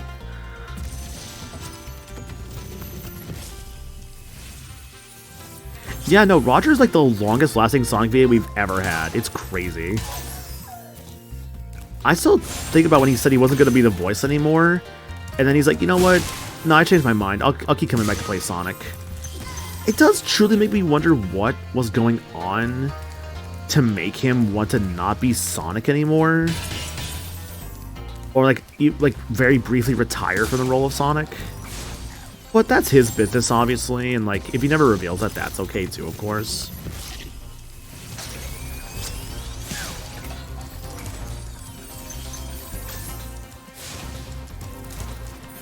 But again, it does make me wonder of a world where, it does make me wonder of a world where we got, like, a brand new, where am I going? Holy shit. Oh, I see what I was doing. Okay. Yeah, Roger Craig Smith has been the longest Sonic at this point, easily. I'm missing, like, 18 gems, actually. Okay. We've had him since to give a kind of point of reference, we've had Roger since the Wii. Yes, it was like the end of the Wii because of like what, colors. Ah, dang it! I thought he was too big. Shit. But yeah, we've had Roger since the Wii, with Sonic Colors. So yeah, it's fair to say this is the longest we've had a Sonic VA.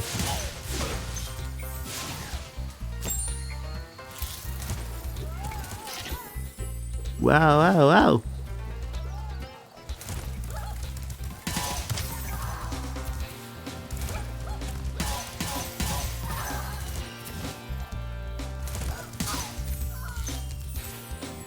I want to play Shadow Gens. I want to replay Sonic Gens first.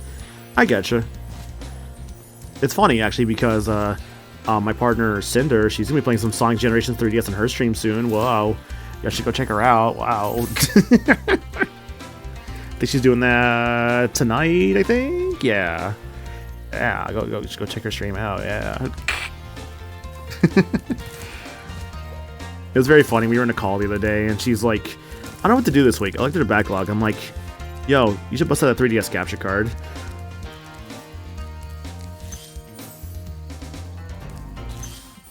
Roger took over after the 4Kids era. You know what I forgot to do? I forgot to fucking shrink that guy down with a fucking cannon. God damn it. Most of the VAs in that shakeup are still voicing their characters. Let's see, Roger took over at the 4Kids era ended, which was the last major voice actor shift. Yes. I think Tails' VA has changed. So yeah, Tails got a different VA because he got recast at some point. But then again, Tails was the one Sonic character that was always getting recast. So like that one wasn't really any surprising that like, oh, Tails got a new VA? Okay, what else is new? But yeah, no, otherwise I think everyone is still the same. Like, Karen Strassman's still Rouge, Roger's still Sonic, Kirk Thornton's still Shadow. Knuckles actually has a new VA nowadays, because it was Travis Willingham for a while for Knuckles, but I think he's, nowadays, Dave B. Mitchell, I think? Sounds right? Dude, remember? See, I think about Lunde, you say that, and I think about the fucking 4-year-old that got to voice Tails in Heroes. Like, seriously. Like, I love Heroes. It's, like, one of my favorite Sonic games. But Tails is VA in that game. I'm like, bro, they put, like, a 4-year-old in the booth, I think, to play Tails.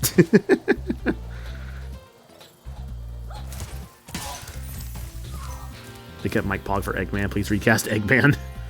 If I'm getting an Eggman recast nowadays, I saw someone say once, Charles Martinet. I'm like, you know, that'd be kind of interesting for Charles Martinet to be a new Eggman. I'd be kind of down for it, though. Not gonna lie, I'd be down for Charles to be Eggman.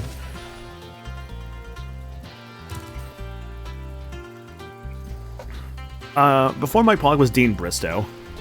That was the Eggman we got from the Adventure era. It's like Sonic Adventure 1 and 2, Sonic Heroes, actually. Sonic Advance 3 was the last time Dean Bristow played Eggman. So basically from like Adventure 1 to Advance 3. Alejandro Sad be Robotnik. What, you want Alejandro Sad in more media? No. No, I like Alejandro Sad. I mean, I wouldn't be opposed to that, though. I mean, he's already playing Infinite, when Infinite came back. So, I mean, like, I don't know. Also funny how Alejandro Sab, for the second time now, has played a character that was once voiced by Liam O'Brien. Where, in original Persona 3, Liam O'Brien was Akihiko, and then Reloaded was on Alejandro Sab.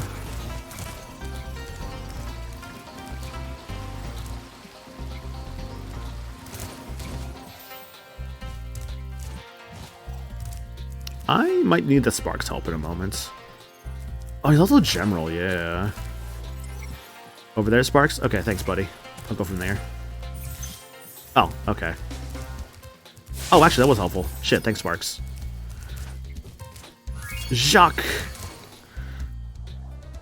Dean's the only Eggman voice I can imitate. I'm trying to think who else are those Sonic VAs we still have. Silver got recast. Silver at one point was, fuck, I forget his name. He's Axel in Kingdom Hearts. Quentin Flynn. We had Quentin Flynn as, Silver for a bit there. Oh, that's Fire Guy, right? And then nowadays it's, Bryce Papenbrook, playing Silver. Yeah, Silver was Quentin Flynn under a pseudonym. Yeah. So last I saw, Quentin Flynn isn't exactly doing as much VA stuff nowadays, which is probably due to some, let's say, controversies that we're not going to get too into.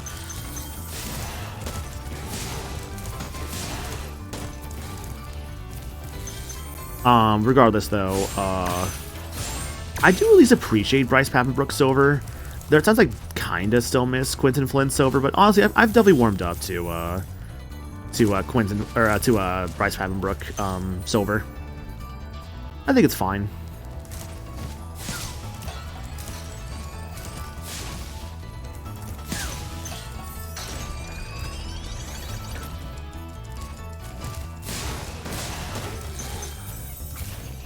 What?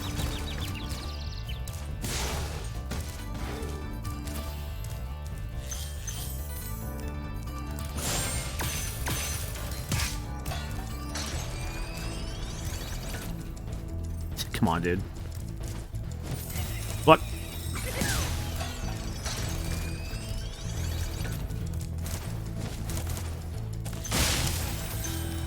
Think of Bryce Papenbrook, I think of Kirito, Zidane, Shiremia. I do kind of forget he was Emiya, huh? Look.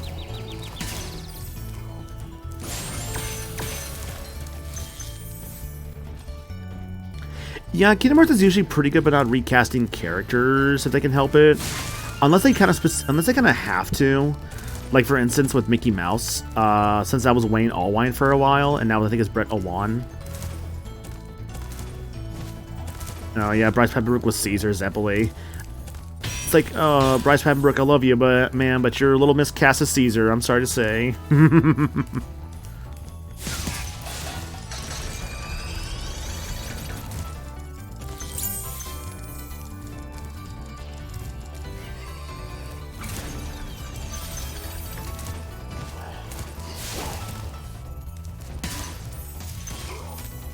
Oh, it still hit me? Dang.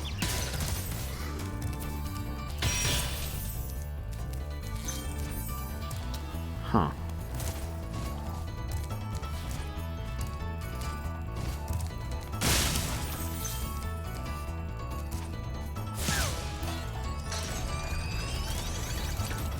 Oh, wait. No, these are the other guys, isn't it? Dang. Oh, I think they're referring to Cat Noir from, like, Miraculous Ladybug.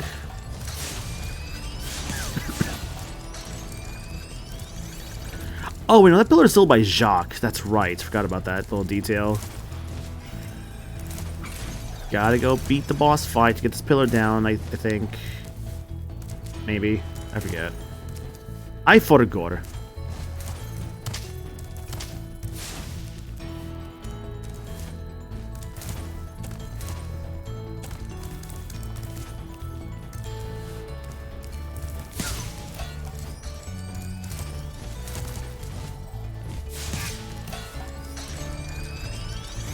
The Miraculous Ladybugs, I don't really know. I mean, the only reason I knew is just because I think I've seen, like, the name go around before. Drinking if you while stressy? Yeah, I getcha. Stress is no fun. Get that stress out of you. So with today's sponsor, StopBeingStressed.com. At StopBeingStressed.com, you will stop being stressed, one way or another. Our clinical methods prove stress happens.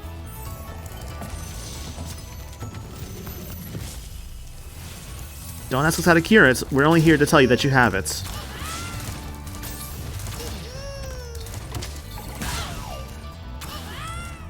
God, I wish.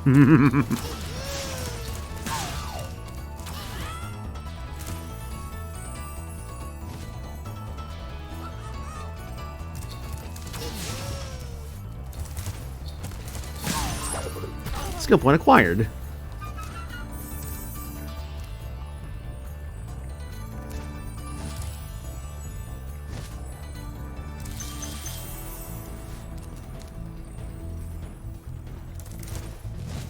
$426.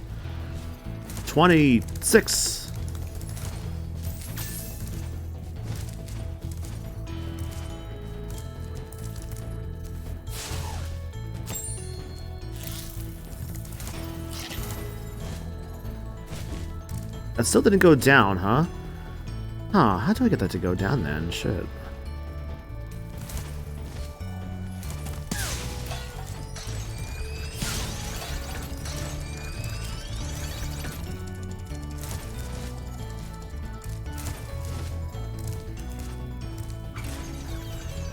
Huh.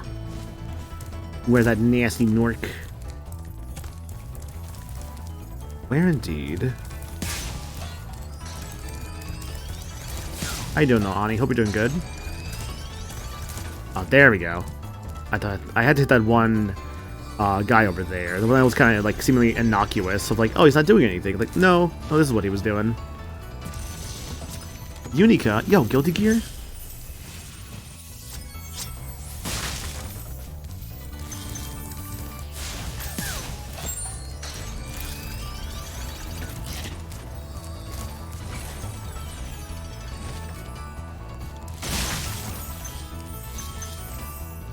Very fun how, oh shit, can I even do this?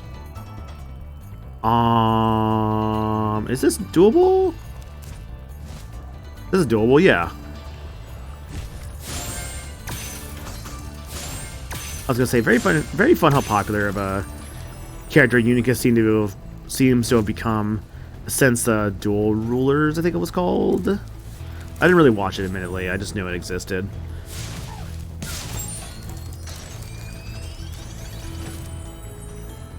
The Guilty Gear anime that came out that I hear was just fine. I heard the biggest issue with that Guilty Gear anime was that my understanding of like the biggest issue was that basically if you were not like super diehard in the lore of Guilty Gear, it was a little tougher to kind of understand and follow along with. That was the main complaint I think I heard about it, is that it's kind of not the greatest, like, entry-level series. It's one of those, like, kind of more so for the hardcore fans of Guilty Gear. Which is fine, I get it. Like, that's just how things go sometimes. Sometimes you just have stuff that's made for, like, more of, like, a hardcore audience, and that's okay.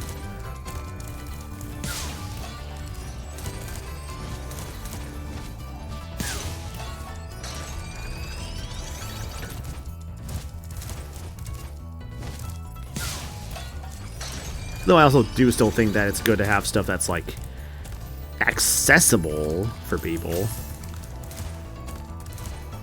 It's a nuance. There's definitely a nuance to it.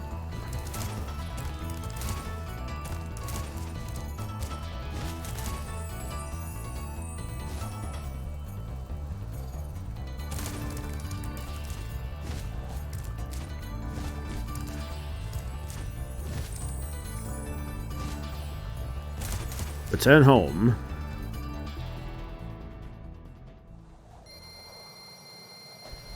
The Spyro games are so cool. I stretch.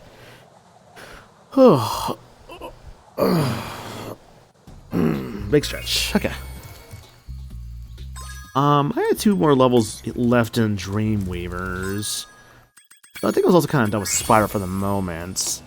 I had another idea for a game I had up earlier I could actually swap to.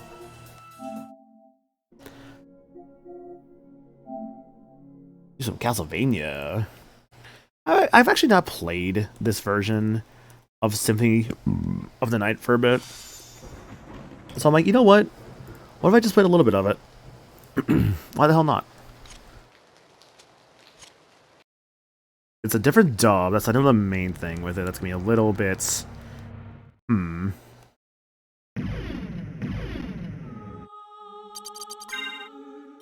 If I remember right, this is based on the, I think it's based on the Castlevania Chronicles version, like on the PSP.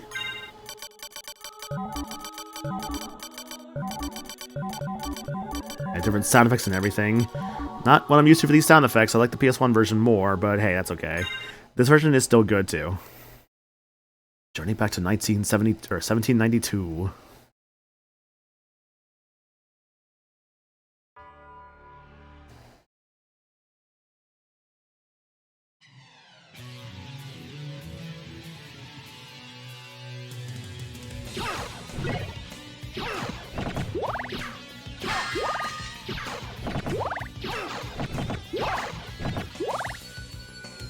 Dracula, die now and leave this world.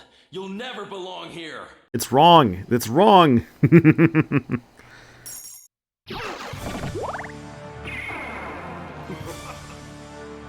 No, the thing is, this is actually the more accurate, like, translation. It just doesn't feel right, man. I'm too used to the PS1 cheesiness.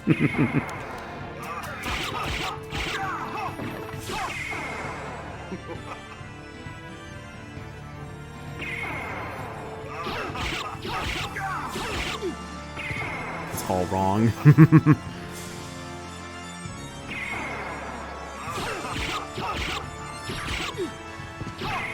Oh.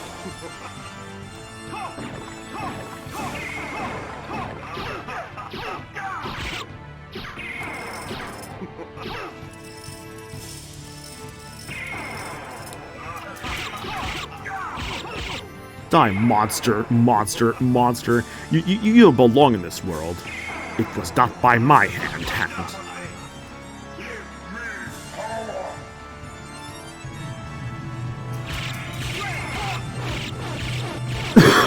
Grand Cross.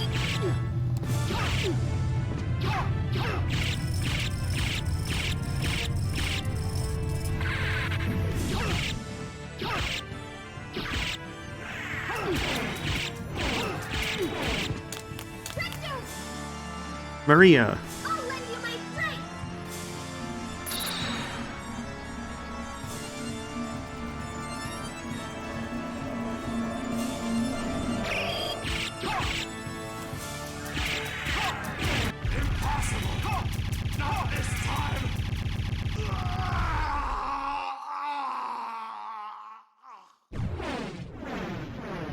Is it kind of a little annoying? This is the only modern version of Symphony of the Night people can buy nowadays. Dracula had risen with the aid of the Dark Priest Shaft. Shaft? You were the one called Shaft.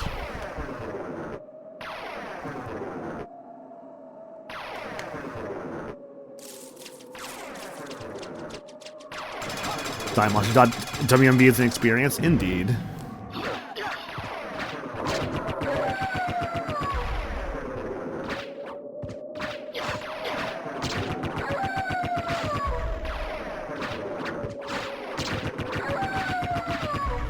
So you were the one called Shaft. $100.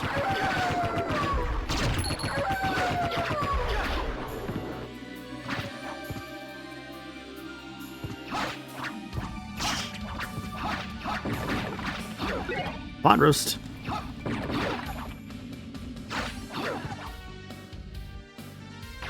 I love this game. Honestly, I haven't played this version a bit. I could play this version again. It's just little things like that just gonna bother me. It's like, oh, it's not what I'm used to for the sound effects. It turns out like a tiny bit, actually. Turkey.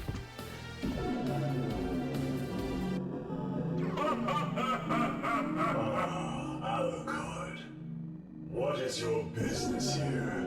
I've come to put an end to this. Ever the insolent boy. But there will be no games here. If you will not behave, be gone. I will do neither. Step aside, old man. Such arrogance. Very well. But I shall see you very soon. My stuff.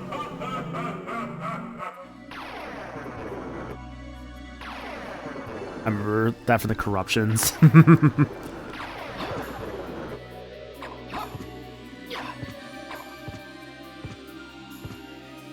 But yeah, no, this is like, I think genuinely and unironically, I think one of the best games on the PS1.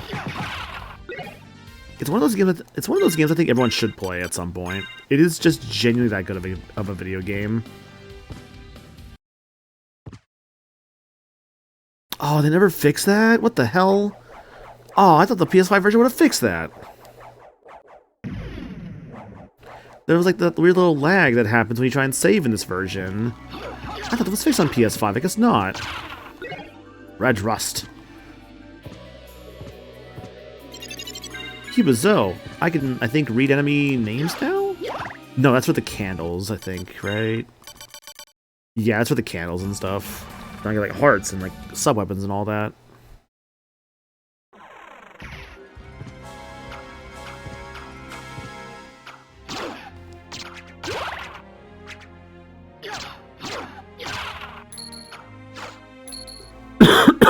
Yeah, this game's cool. This game is very, very easy to get overpowered in, I will say. Like, damn, this game is all about just, like, the power. You can just get so strong in it.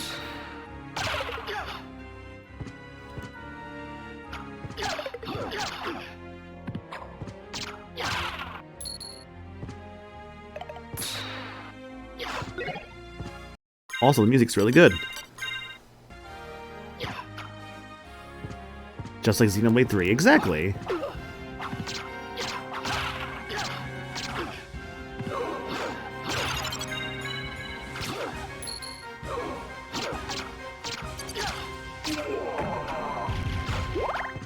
Yo, Jonator, how you doing? I mean, I can tell you if you missed the conversation earlier about, like, the discussion we were having. But, like, Pollock is not a bad Eggman, but he's not exactly, like, a good person, is the thing. That's kind of the nuance of the conversation, basically. Hope you're doing good, though. Thanks for the hydrate.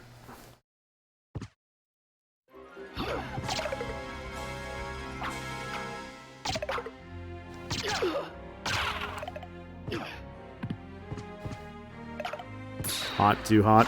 Feel that. Okay, just checking the times. I got plenty of time. It's about here? Yes.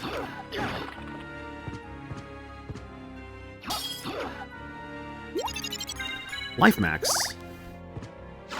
We have another heat wave here. I hate summer. Yeah, I'm kind of ready for it to start hitting, like, maybe, like, October or so. When it kind of starts to cool down a little bit. That'd be nice. Knives.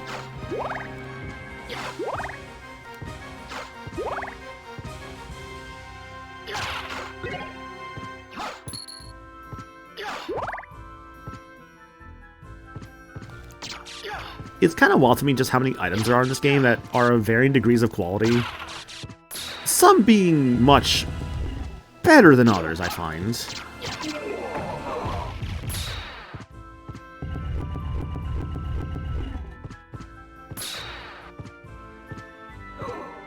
But it's fine.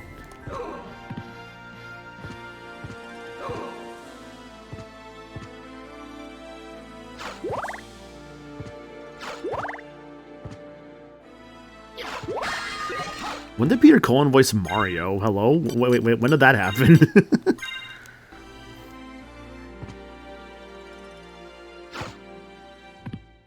Granted, I'm also not super familiar by, like, Alucard and Optimus sharing a voice actor, but I'm like, is that, like, was Yuri Lowenthal or Optimus at some point? Saturday's Supercade. Yeah, I can't say familiar with that one, admittedly. That's neat. Fuck. Fuck. Fuck. Actually, it's fine. Oh.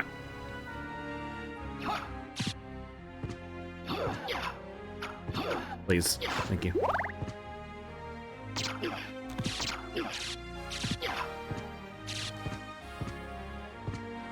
Be a little careful. These guys do drop poison. Poison kind of sucks. Oh yeah, new for Eeyore for sure. Yeah. Oh, the PS1 Alucard. Okay, that makes more sense. Okay, that makes a little bit more sense because I'm like, are we referring to like Yuri Lowenthal Alucard or like the PS1 Alucard voice that everyone kind of knows more? Although some would say that maybe they know like Yuri Lowenthal Alucard a little bit more due to like Smash Brothers and stuff. Star, ask for a monkey. Monkey, help me out here. I got a boss fight coming up. Monkey, attack! Get him! Get him, ring monkey! He's doing his best. Thanks for that, Monkey Summon Star. How you doing, girl?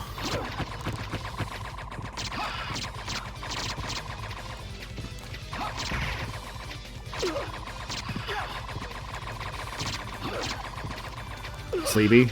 How did I just stay up last night? I mean, granted, I woke up in the middle of the night, saw y'all in that call at like 6 a.m. I'm like, what's going on here? That's one of them down. Nope, never mind, just in rage mode.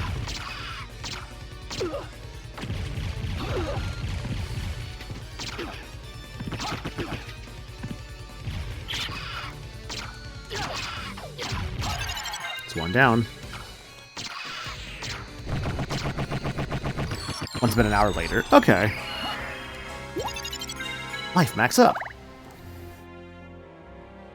Yeah, I'm just kind of doing like random stuff right now. I re-downloaded the Castlevania Chronicles version, or rather Castlevania Requiem version of Symphony of the Night here recently. So I was like, yeah, you know what? I could kind of play this version again for a little bit. Why not? It's a little different from what I'm used to, obviously, but it's truly not a bad version.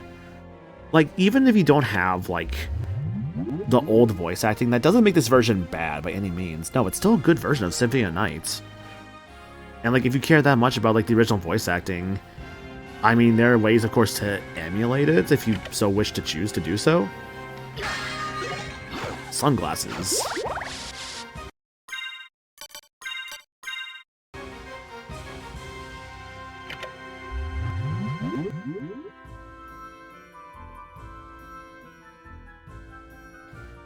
Honestly, though, I do love these kind of Metroidvania kind of games. I should play more of them.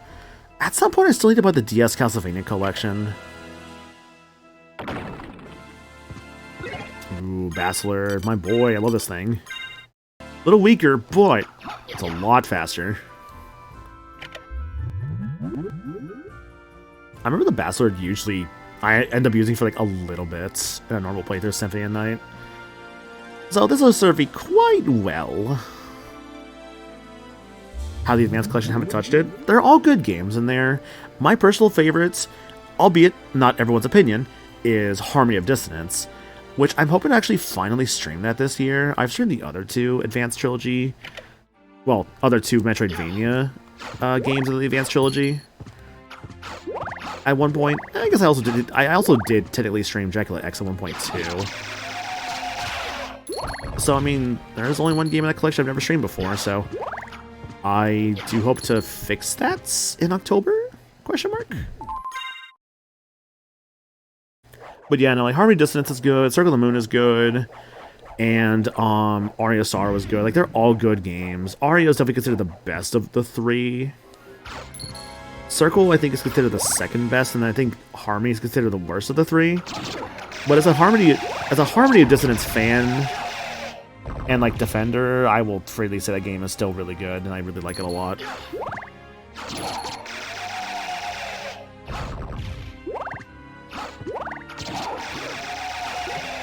Ew.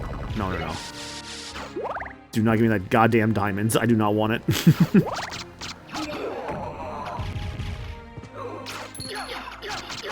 Poke.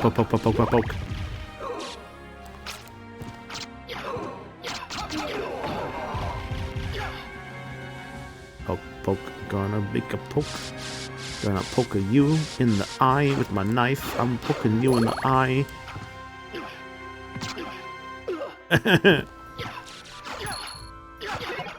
Salt. Aha. The salt is pretty bad. I don't like the salt at all. Potion. This kind of just makes me want to run through an Archipelago Symphony of the Night again, to be honest with you. But also at the same time, it's good to do a vanilla playthrough every so often. This is like legit one of those games I could just play whenever. I love this game so much. One of my favorite PS1 games, easily. Though, is it one of my favorite games of all time? Maybe. I guess if I'm going to think quote-unquote objectively, this game does mean a lot to me, and I can play it, like, whenever. A game I could just easily replay through and just have a good time with anytime I want. That, I think, is definitely the sign of a very good video game to me. But that doesn't always mean a game I can just, like, play through anytime I want would be my favorite game ever, because, for instance, I could put the Spyro trilogy, like, whenever. But of the three of them, it's really just Spyro 3 I like the most. I do like the other two as well. But Spyro 3 is always the one I like the most. And would I consider Spyro 3 one of my favorite games ever? Maybe? Oh, excuse me, sorry. Do you have eggs? When will you have eggs?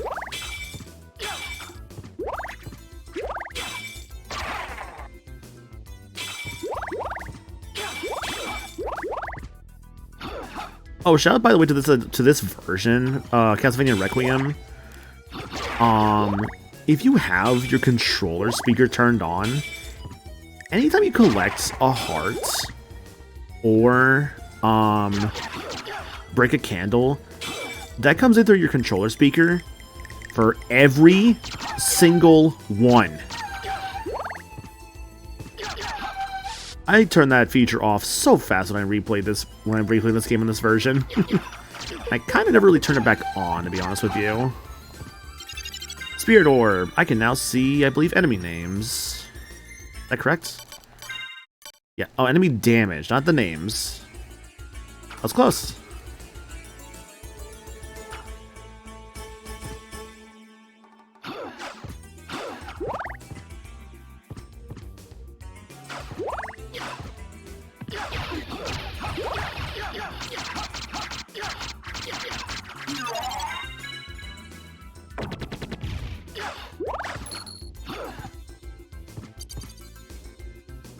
Dun dun ding dun. Yo, Skelerangs. Love these guys. I love the ghosts.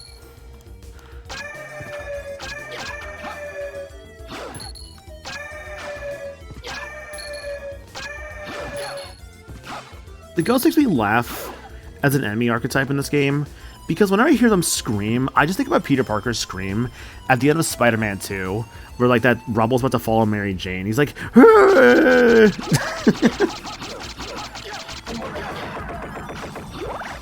I swear it's like the exact same like inflection of the scream. I have 67 hearts as the maximum amount I can carry. Shield potion. We're back here. I can take the long way back around. Little area to the bottom left I never went to, but go there later, so who cares? Go all the way for a shield potion. It's really not that worth it, honestly. Normally. Oh wait, I screwed up. Can I still make it? No, fuck, can't do that. Okay. To be fair, I don't think you can actually even do that anyways this early. I think you actually need, like, some later stuff to even be able to do that, so... I still at least give it a try, but it's not something you're gonna actually pull off this early.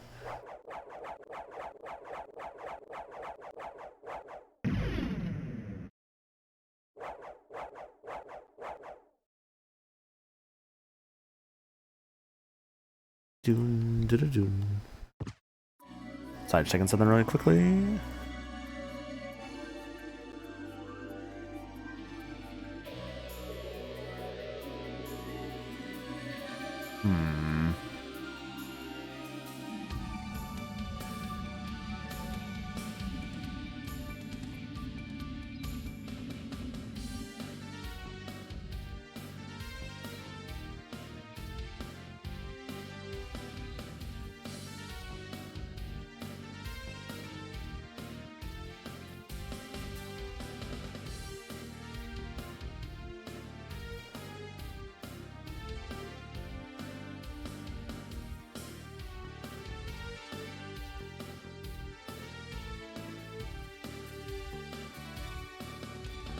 Okay, sorry, just taking care of something. Alright, back to the video game. I mean, I'm not sure how I feel about the fact that, like, this is kind of the only version of Symphony of the Night that's on modern systems. Mainly in the sense of just in the sense that it's only on the PlayStation. Like, you can't even buy this on, like, PC. You would think with Sony's little, like, their little thing at one point of putting a lot of their stuff on the, on Steam and all that, they would have done that with this game too, but they kind of just didn't. Which is interesting to me. It makes me think, why is that? Why is this the one they avoided putting on, Steam? There are many, of course, thoughts about that. One, could be as simple as just they just didn't feel like it. Could be a licensing thing. I know there were times that that people didn't want to put, or rather, developers didn't want to put games on Steam due to mods. I know that's why Judgment, the Yakuza game where you're like a detective, that one didn't get onto PC for the longest time. Was because they just didn't want them to modify the actor likeness for Judgment. That was like a whole thing with that game. But they eventually did put them on Steam, but it just took a long time for Judgment to get on Steam.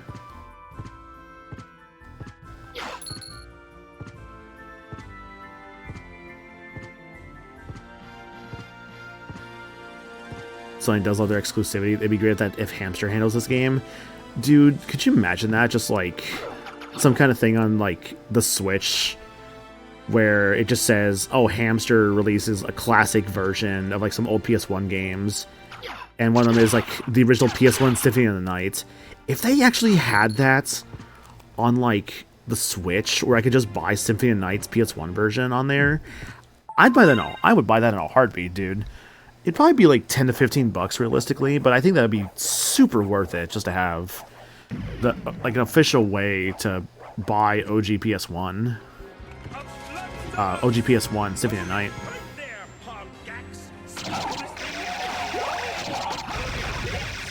Ooh, Bastard. Yo, Harlow, how's it going? Thank you for the raid. Fop's Paws Adventure. Were you playing a Blue's Clues game or like a JoJo game? I don't know what I'm thinking about here. Ah, Tunic. That would make more sense, actually. Because it's a fop, like a fox. I get it. Why do people call foxes fops? Is it just like a cute way of saying it? Maybe. Never really thought about that before till now. Either way, thanks for the raid, Harlow. Hope it was a good stream with Tunic. Were you playing that for the first time? Going for a replay? Archipelago? The Toby's because I'm a blue wolf. Ah, I gotcha. Hell yeah. Yeah, we're just kind of doing some random games here this afternoon. I am doing, what do you call this game? Symphony of the Night. We started off with, like, very brief Zenless Zone Zero. And then we went on to, like, Spyro for a bit. And now we're playing Symphony of the Night for a little bit. I got my cutoff time of about 5 o'clock, so I have to go into work at, like, 6 tonight. So I'm like, I can't stream all afternoon, sadly. It sucked too. I was supposed to go live at 1, and then I woke up at like 12:50, practically 12:50. I'm like, fuck. So I'd like get ready real quick and all that stuff. Get ready for the day, as in like, I showered, I ate, and all that. But hey, I at least did stream in the end. I almost didn't because I woke up so late, but I thought, no, I should. I will say though, going live at nearly 2 did make me think, well, if I was going to do a surprise Persona stream, definitely can't do it now. But again, I would also stick to Persona on the days I did schedule it for, which I'll go over that after the countermeasures. So again, Quinn, thank you for the raid, really appreciate it. Symphony of the Night was the first Castlevania game I beat, and I remember 0 things about it. That is fair. This game is fantastic, though. I love this game so much, and like it's one of those recommendations I make to like anybody who's ever played a Metroidvania. I always recommend this one. This one is fantastic. It's such a good video game. But yeah, thanks for the raid, guys, and let me get y'all some countermeasures.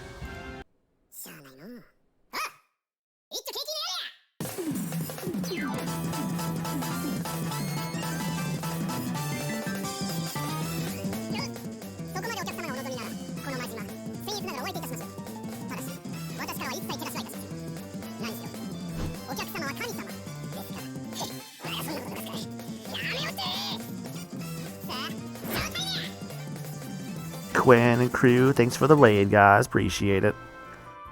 For the schedule for the week, actually, those coming in for the raid, my name is Maniacal. I'm a variety streamer. I do a lot of different things around here. Currently playing some Castlevania Symphony of the Night on this little random game stream. But throughout the week, we'll be doing some other stuff too, such as including and not limited to on Wednesday and Thursday this week, we'll actually be doing some Persona 4 Golden. Normally, Ace Attorney is on Wednesday. However, Anna is busy this week with some stuff going on, so we'll be doing Persona on that night instead. Yeah, so Wednesdays and Thursdays, Persona 4 Golden, and we're currently in the entrance of the 3rd dungeon, so we'll be doing probably all that in the next couple streams here. Friday, I'll be doing a multiplayer night with some friends, Team Sonic Racing. I know for sure I got me and Meds involved. Got some other friends involved with that. We'll be playing a Switch version. That's sure to be a good time. And of course, on Saturday, we'll be continuing Case 3 of the Great Ace Attorney 2 Resolve, where we'll be on the 2nd investigation. Yippee! And that's the schedule for the week. If you guys need to raid and run, I again understand, and thank you for that raid, Quinn and crew. And also, there's a Discord there if you guys ever want to join that and get some fun little updates on whatever I may be doing around here.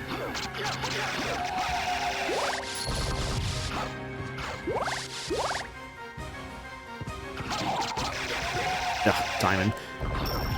Look at this thing. Hate it. Hate it.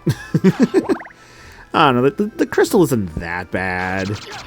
But when compared to, like, other sub-weapons, it's very clear, like, what is, like, a good sub-weapon in this game. Let me show you a good one.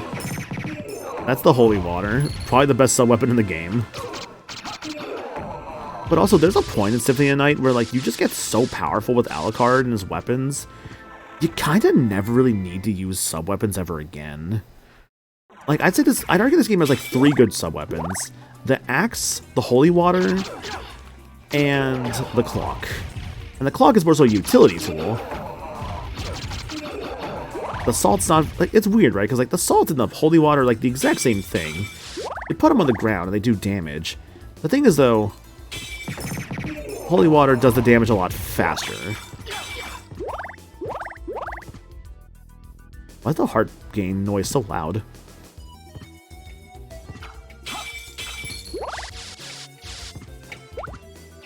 Fleaman, my least favorite enemy. Though weirdly enough, they're actually not so bad. I used to actually really hate the Fleaman in this game. Wait, are you human? What are you doing here? Oh, is that Yukari's VA for Maria? Destroy this castle. Likewise, I'm Maria. And you are? Alucard. Alucard. Alright, bye Maria. Fleeman, you're beloathed, for real. See, you would think that, but then there's also these other things, like the Flea Riders, or the Flea, Armors, which are also really annoying. And then there's also, like, the little guys in the second castle that take away your control tree for a moment. Those guys also suck, too. Suffice to say, Symphony of the Night has some pretty annoying enemies to it sometimes. Can I, like, go to my options menu? System. It's just button settings, never mind. Time attack. Timer for the game start. Window color.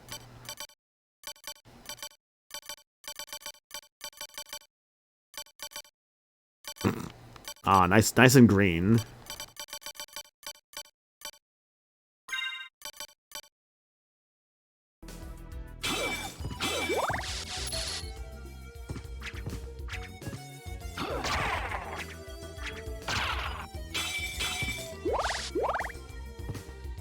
Yeah, there's no way to turn down the heart sound, it seems. I was kind of looking for that.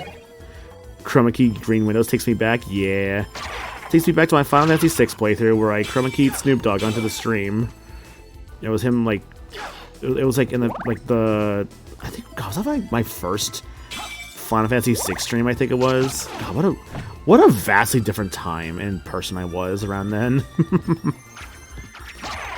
Honestly, I've been kind of itching for a Final Fantasy again on stream. Big Chungus 2. God damn, dude. Yeah. Quite a long time ago. Honestly, I could go for a 6. Honestly, I think if there was a Final Fantasy I want to replay on stream of the ones I've done. I mean, yeah, there's always 8. But I think I would love to replay 6. It has been a bit since I've played 6. I'd be down for a 6 replay. Whether on my own time or on stream, I don't know, but I could go for a 6 replay.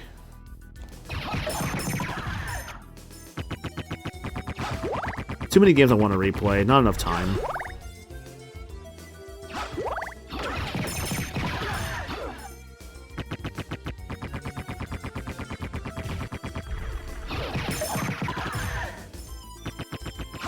Funny. Da da da da da. Bumby dumby bumby bum.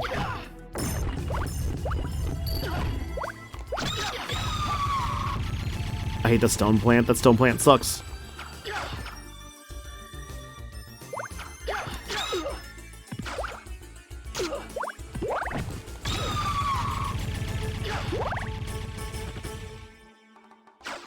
Axe.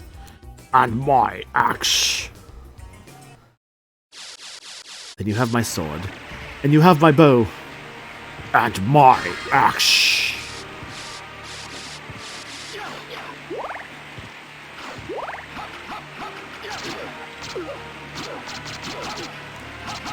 I am about to die, okay.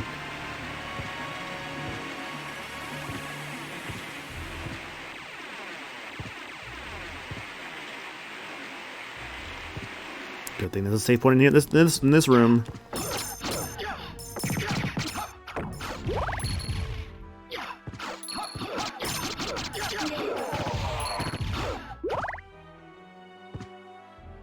It's one of the cool weapons.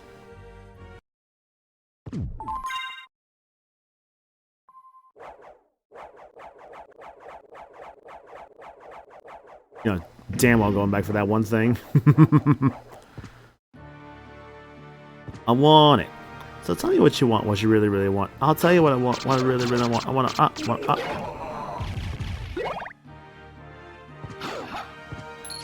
If you want to be my lover, gotta get with my friends. If you want to be my lover, friendship never ends.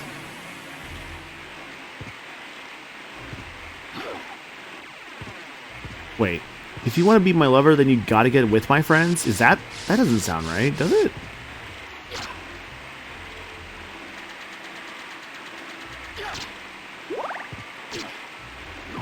It is? Huh. I love this game. Platonically? I think they mean platonically, yeah. Hot roast.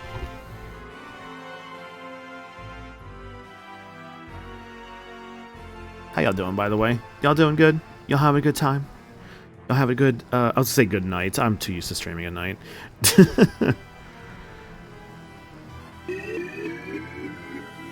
I still think that secret is so fucking cool. Jewel Knuckles, Mirror Curious. You can go in here a lot earlier than you're supposed to. 26 power with the Jewel Knuckles. Definitely be using those for a bit, despite the short range. And defense only goes up to 7, unfortunately, with the Mirror Curious, but still nice. If I recall, right, the Mirror Curious also, or Jewel Knuckles rather. I thought that had Hadouken in, but I guess not.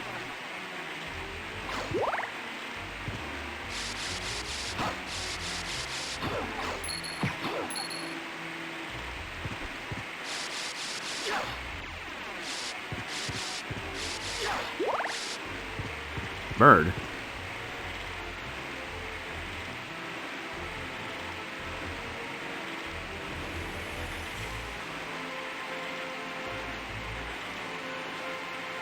I just got out of the shower, so I'm doing better? Hell yeah. Showers are always so refreshing. Oh, this bird. Where's he going?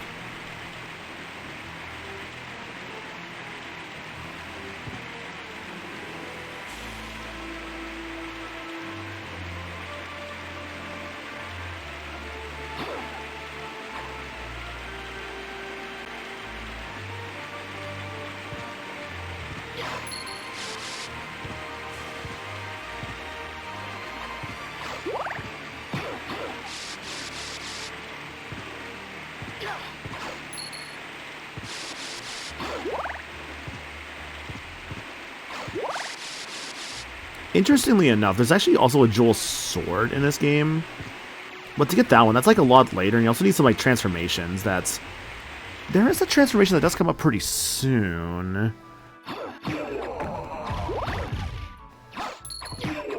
Don't quite have it yet, though. Cleaning hard. You got this, hon.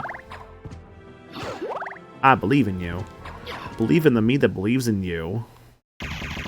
You've definitely seen that show, yep.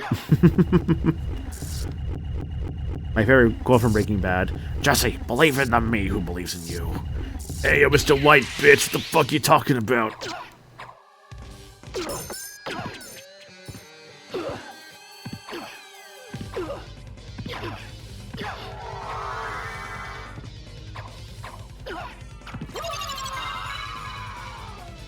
Goodbye, Shadow Yuri Lowenthal.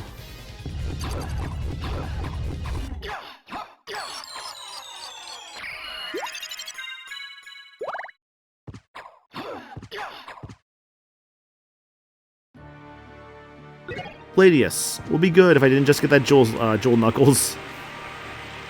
I can't really make that jump right now. It's not worth it.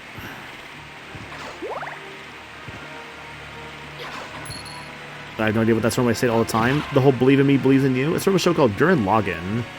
It's a pretty good show. I will show you at some point, because I love that show. A Tengen Toppa Gurren Lagann. Fantastic series.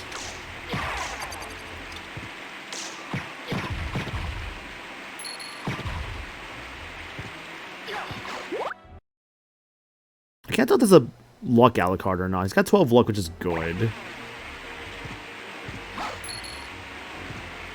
I think this is for the warp room. Yes, okay. So the library was below me. So let me go grab the safe one at the very top then.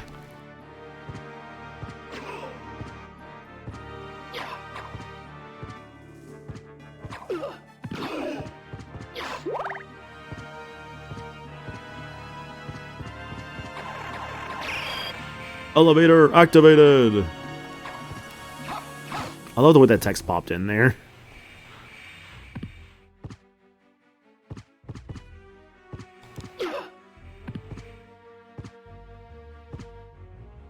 Oh wait, no, this is the library, right?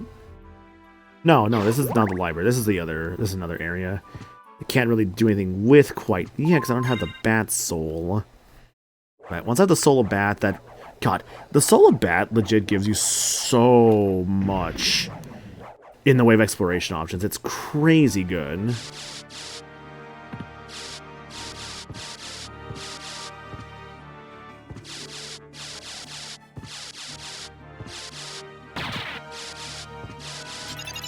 Soul Wolf.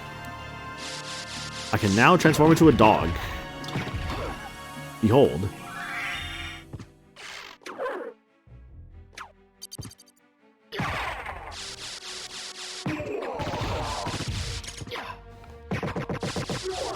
Fuck. Ah. Fucking Donkey Kong.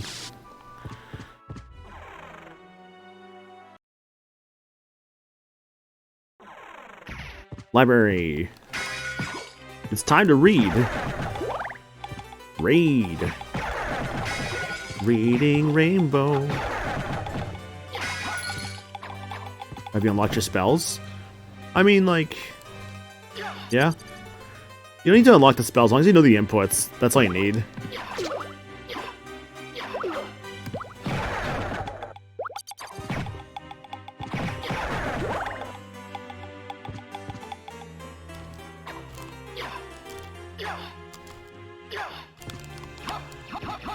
You can also just sometimes just kind of like go a little crazy and just kind of mash the buttons for a while. And you just kind of eventually learn a spell or two by doing so. Bronze Kyrus. It's not good. And left, right, up, down is this.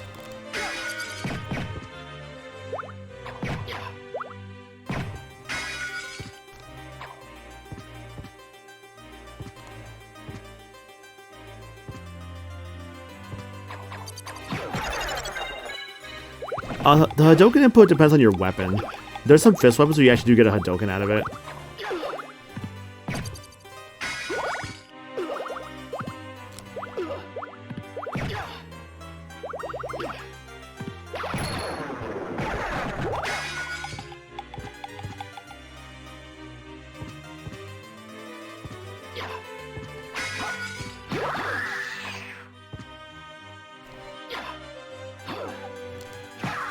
Fireball, yeah.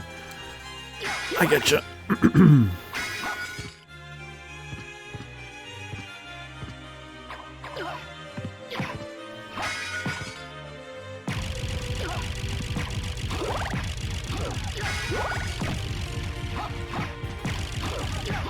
Y'all were trying to punch a book before. Typically doesn't go very well.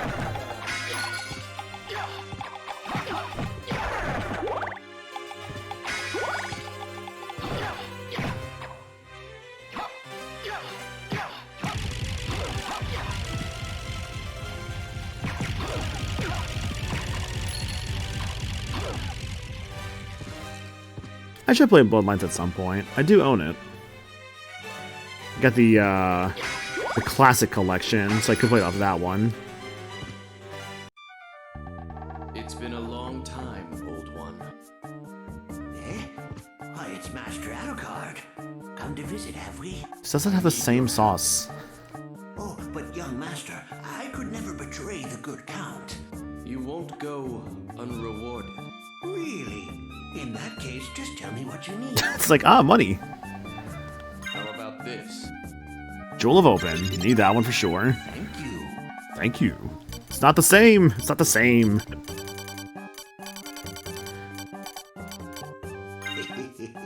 Thank you. It's not the same. It's not the same. Thank you. Thank you.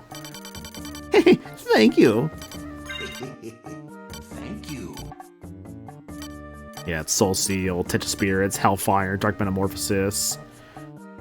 Duplicators 500k, man. How about this? Thank you. Young Master Alucard, how may I serve you? Doesn't even say farewell for now. Damn. Yo, Jarvis, how you doing, dude? I'm doing good. How about yourself? Just kind of vibing right now, playing the PS4 version of Symphony of the Night right now. I figured because I had it like installed recently for the hell of it, I was like, you know what? I could kind of revisit this. Why not? Anyways, yeah, big thing is that you have to come to the library for the Jewel of Open. That opens up like a lot more of the castle. Jewel of Open, basically for those blue sealed doors we've seen in some places.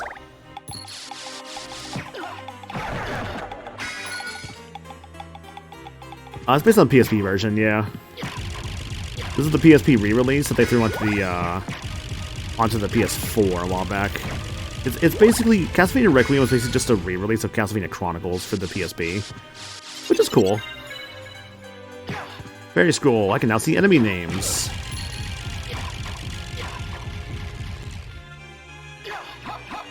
Doing well. Had an interview today and went really well. Applied for another position for United Warehouse Storekeeper. Ooh, nice, dude. Hopefully that works out.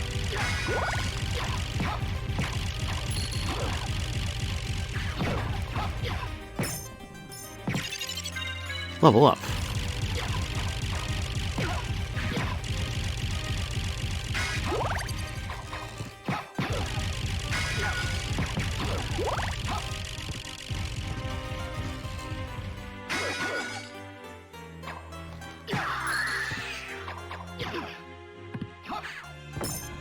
Oh, I really missed him.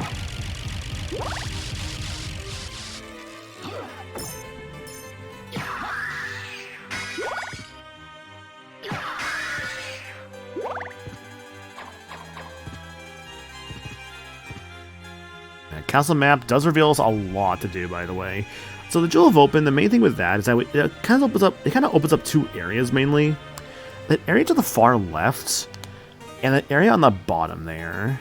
Both are kind of needed to get to like both the Jewel of Open is needed for either area. I know the fast way to get to them, of course, is that warp we actually just got to the right of us. there's sort of like a pattern the game wants you to kind of use. It's sort of like kind of order. Yeah, I guess in a way there's an order to things because you do have like, it's the way you kind of unlock your like your relics, which are basically your key items, and how you unlock those over time kind of affects like the things you get in order. Skeleton Ape. Spear God. Dude, Spear Guards are the worst in Dracula X. They're like so annoying in that game.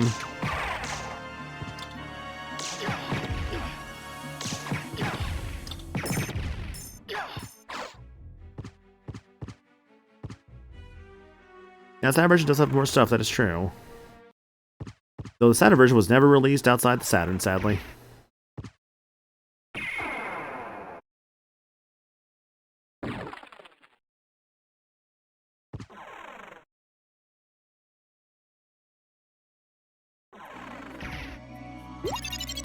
Heart max up.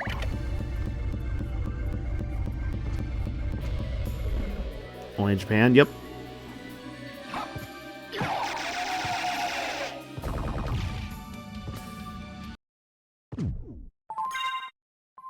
Like Turbo Bustin' Maria? Yeah. Oh, Maria. It's so funny how good she is. Especially how good she is in Rondo Blood because of, like... I mean, the main thing that makes Maria really good in Rondo is that, for one thing, she's got, like, a double jump, which is crazy good. And there's also the fact that she has, like, a longer range thanks to her animal friends. Like, Maria's just crazy in Rondo. That's what makes her so fun.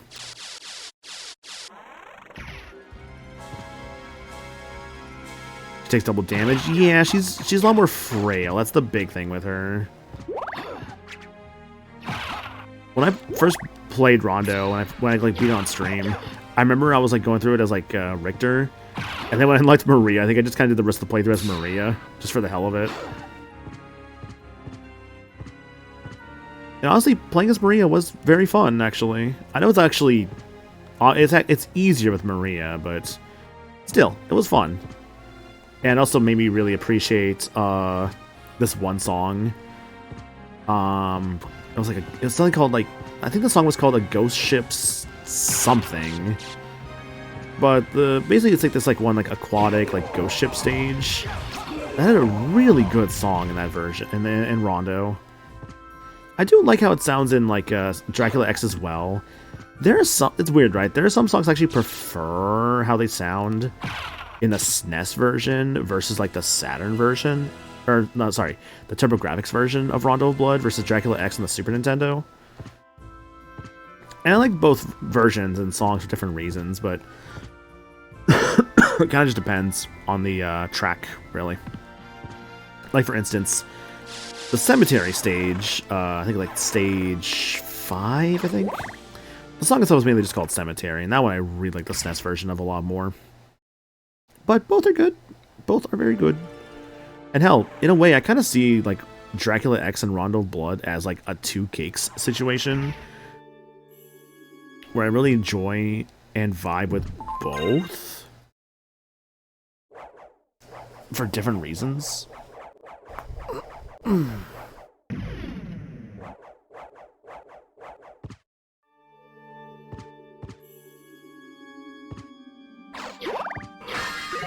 Aquamarine.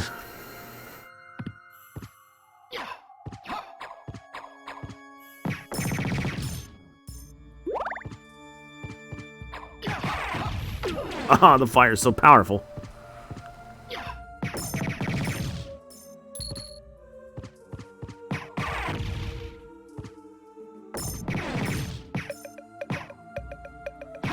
I do love if you destroy the bottom bone pillar. It just kind of comes tumbling down. It all comes tumbling down, tumbling down. You can kill that iron ball, but that's a shit ton of health. You have to basically get it from behind. I'd like not kill the bone guard. It's doable. I know I've done it. It's just annoying. Can't do anything here yet. Yeah. Puppet sword. This guy's cool.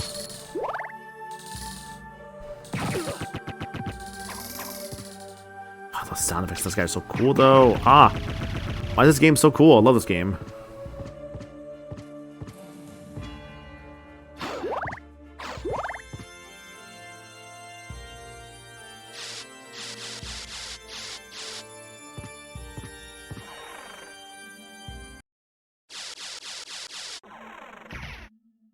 Night Shield. A part of me would say, damn, I need more games like this. But then I remember, oh wait, that's just called like every other indie game. No, not trying to like throw like too much shade, obviously. Just like, I do notice that like the indie genre is filled with a lot of Metroidvanias, which isn't a bad thing. It's a good genre. And there's no shortage of Metroidvanias out there if you're really truly looking for some more of them. A lot of indies will make a Metroidvania of some kind. Hell, technically speaking, the Shantae series I think is actually considered a Metroidvania as well. Granted, my main exposure to a Shantae game was beating Risky's Revenge. That or roguelites? Yeah, roguelites are also pretty popular in the indie scene nowadays too. Hell, one of the biggest roguelites I can think of in like recent memory is Balatro. Where that's just like that was a really popular and big roguelite.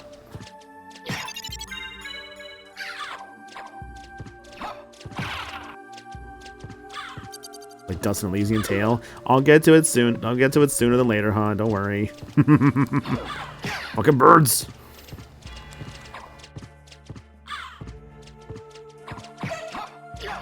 What?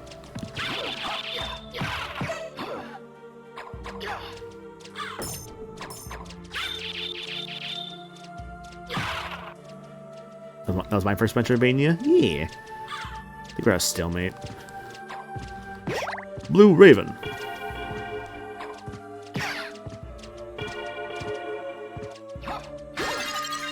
Life max up.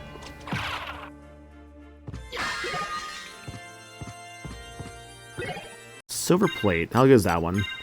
12 defense? I'll take it.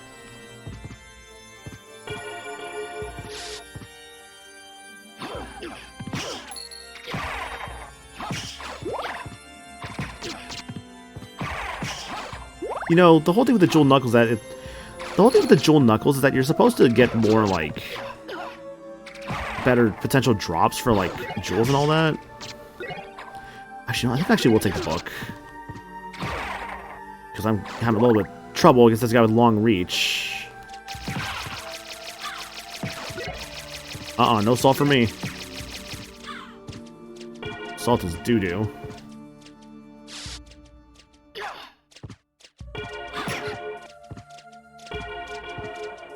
I love video games. I love when I punch a bird and get $50 out of it.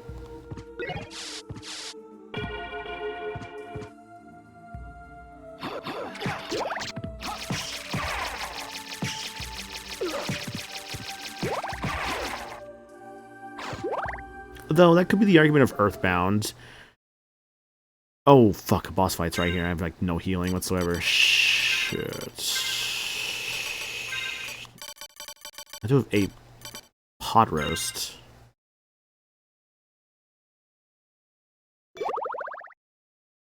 That is still the funniest thing about Alucard to me. In order to eat something, he has to toss it on the ground first before he can eat it.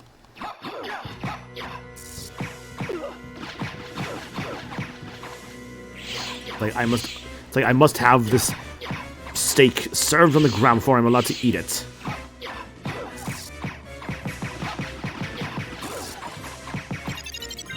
I didn't take a single point of damage. I did not need that steak after all. Fuck. I wasted my steak. You look like you're doing well for yourself. Thanks. Yeah, I'm doing great for myself. I may have wasted a steak, but it's okay.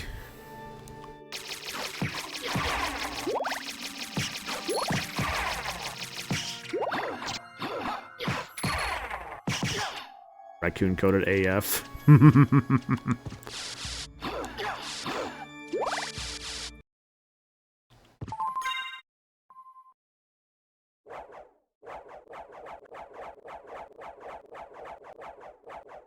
Data saved. Data drain. You think they'll ever re-release the original dot hacks at some point? That'd be cool. Those games are expensive. I remember because at MagFest one year, there was like a game store that Jarsis took a bunch of us to. And I remember a bunch of us bought some Pokemon cards there when they were not as annoying and expensive to get now. But I remember when we went there, this guy was showing me like he had like a bunch of the dot hacks. And he was saying like if I wanted to buy them all, he'd give them all to me for like $200. And it was like all 4 dot hacks, I want to say. But I just didn't have interest in that, and also I don't think I had the money for that at the time, so I'm like, I'm okay. But it was so cool he showed me that. Same card shop, same like game store I remember that also had like, if I recall right, I think they also had like a graded Charizard, like the original Charizard, and it was like, I want to say it was behind their shelf for like a few $100, I want to say. It's a steal. I mean, I think if I remember right, I don't think it came with like all the manuals or anything. I think it was just cases and discs. But that is, I think, still I think that's actually still a pretty good deal, regardless, for like all 4 dot hacks. Compare that to whenever I was at a store one time and I saw, they were selling, I think it was Xenosaga Episode 3 for I think like $300, and it didn't even have like everything to it. I think it was missing like the manual or no, it was missing a disc. It was missing a disc, it said. I remember that, because it was at this one store I went to with, like, Men's Alive, and I was like, bro, what is this overpriced garbage?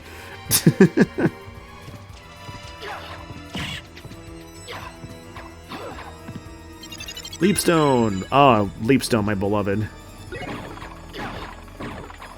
I can double jump now.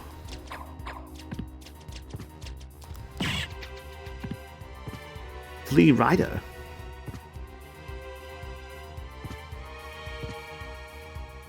I think about like there was a stream, I don't know if people remember this one, many years ago where me and Dan, we actually did a little Symphony of Night race together. Where the idea was like we went to basically see who could beat, I think the idea at first was who could get the bad ending first. And I think I realized, oh, we could do this in like an hour.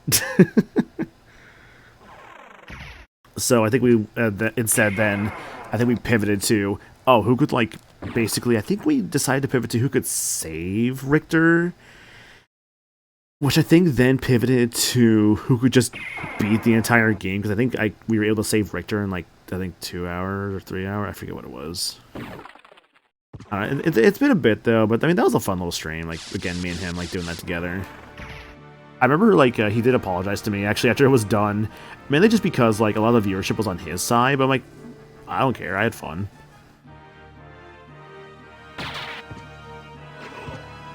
And this was, of course, like years ago when I had like a bit of like a smaller following and stuff, but like, I'm not, I mean, am I going to pretend like viewership isn't a bonus when I do streaming? Yeah, of course. I mean, I would like to have viewership, yeah, of course. But that's not why I'm here. I'm here because I like just streaming as a whole. I find it very fun and entertaining for myself, and I hope to also be able to spread that entertainment onto other people like I'm peanut butter on like toast. Ah, the Clock Tower, one of my favorite songs in the game. Yippee!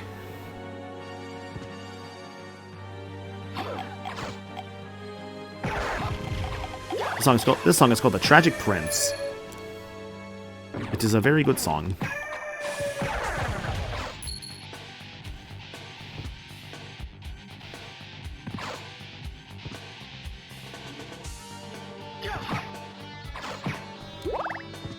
Viewership means full-time streamer? Yeah.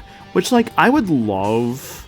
There's a weird conflicting feeling of, like, on one hand, yes, I would love to be able to just make streaming a full-time thing. But that'd be cool. But I also understand that's probably not happening, if I'll be very honest with myself. I just don't think I have that kind of viewership.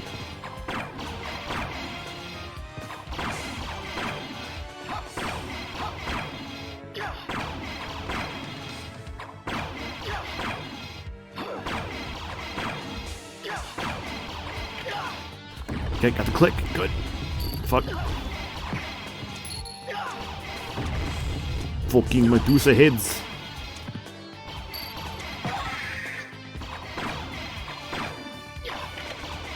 Click.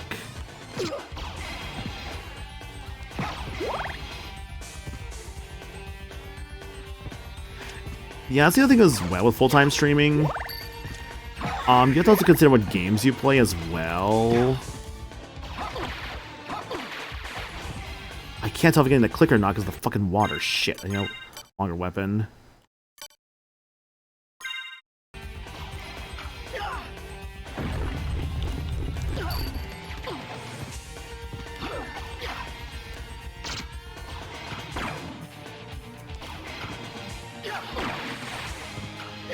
Ah.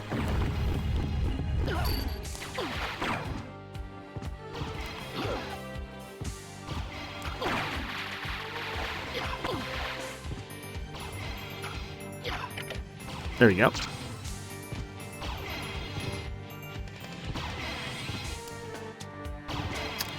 Come on, come on. There we go. Ooh, nice, and two.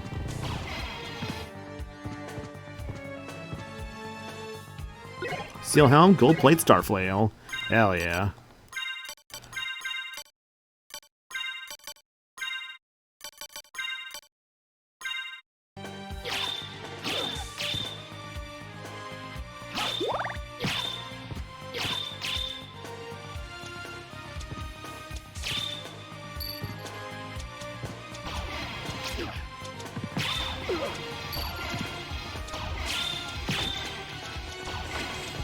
Oh.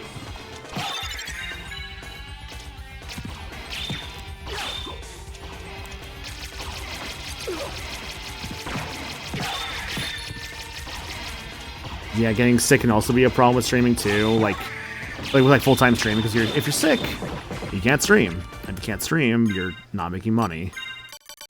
It's like, yeah, it's not easy. I mean, like, of course, I say much love to those who, you know, do full-time streaming and everything. I just know as much as I would love to do it, it's like, I just am not in that position. Would I love to be able to just, like, do streaming only as my career? Like, God, yeah, of course. Like, that's, like, it's actually kind of insane if you think nowadays how content creation and full-time streaming is, like, just a dream job for a lot of people. Especially a lot of, like, younger people.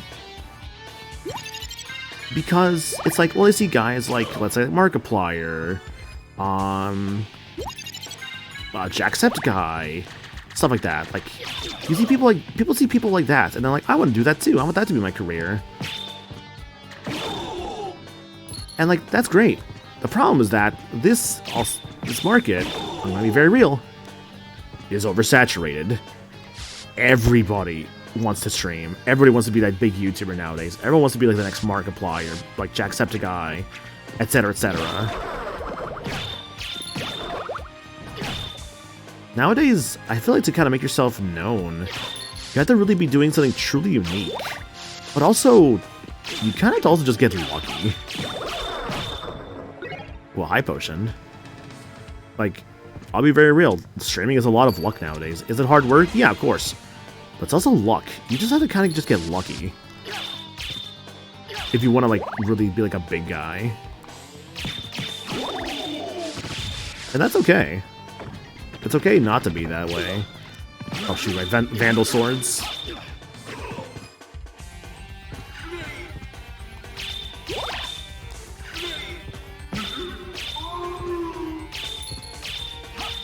I also feel like, admittedly, as well, I don't know if I could, like, handle that.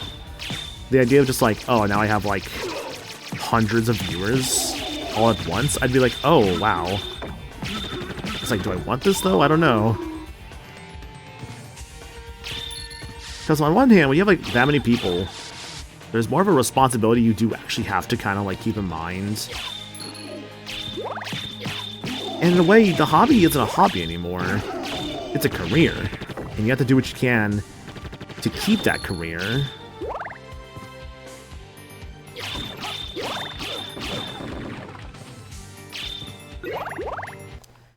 The healing mail restores HP while walking.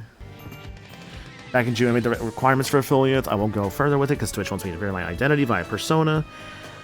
I just refuse to hand them over my ID. Yeah, they don't do that. They didn't do that when I was an affiliate, or when I became an affiliate. But the fact that nowadays, yeah, you have to put your ID through that stuff kind of sucks. So I get completely why people who could make affiliate nowadays just don't want to. Twitch partners have really opened my eyes on the pros and cons of full-time streaming. Yeah, I feel that, Star. I feel that. From some of the partners I know, talking with them, I'm like, ooh, yeah, like, yeah, there's the pros, yeah, but the cons are, ooh, the cons are there. Cons are definitely there. A shuriken.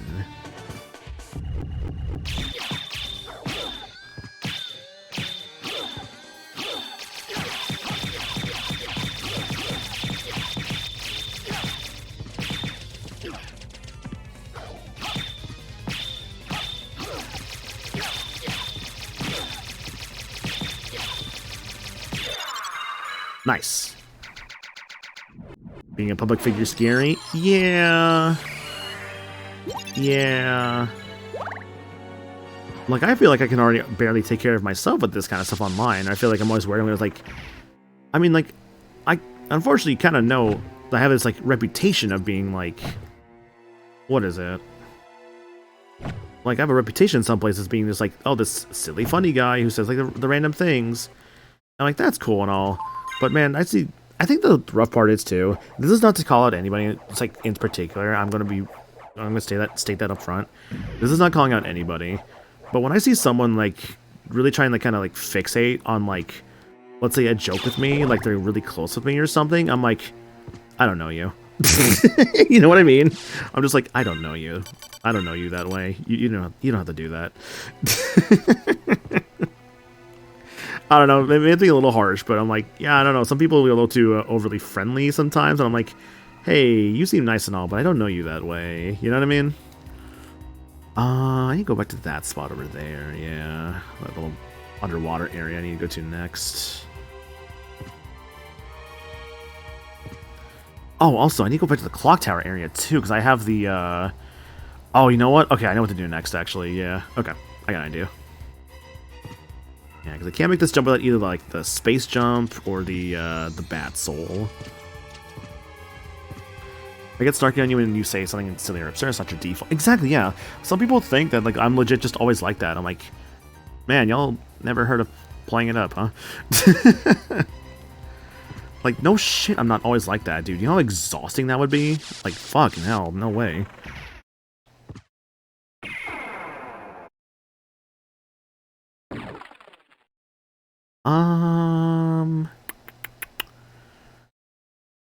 No, give me the other one.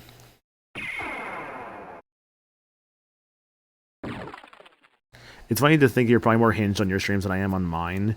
Yeah, no, like, I think when people come to my...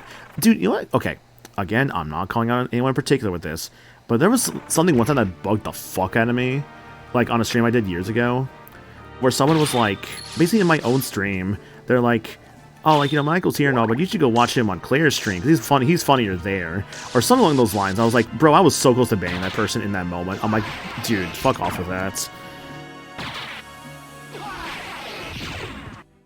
I was very close to banning that person on site with that, because I'm like, bro, fuck off. I was actually... That one... I don't get mad about stuff, but that one, when I saw that bullshit, I'm like, okay, you maybe need a timeout soon for that.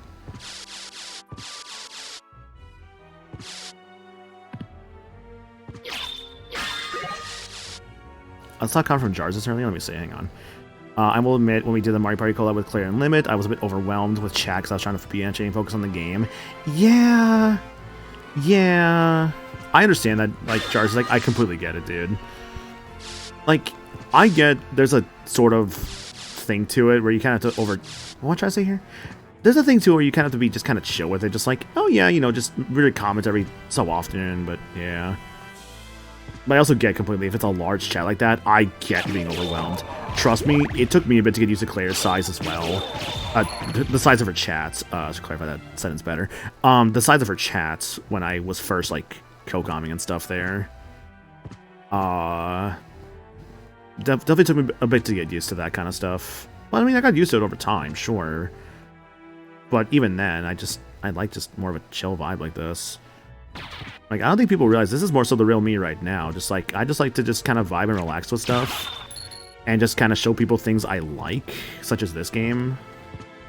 Because this is, again, one of my favorite PS1 games. And I'm like, yeah, dude, I love Symphony of the Night. I want to show it off to people.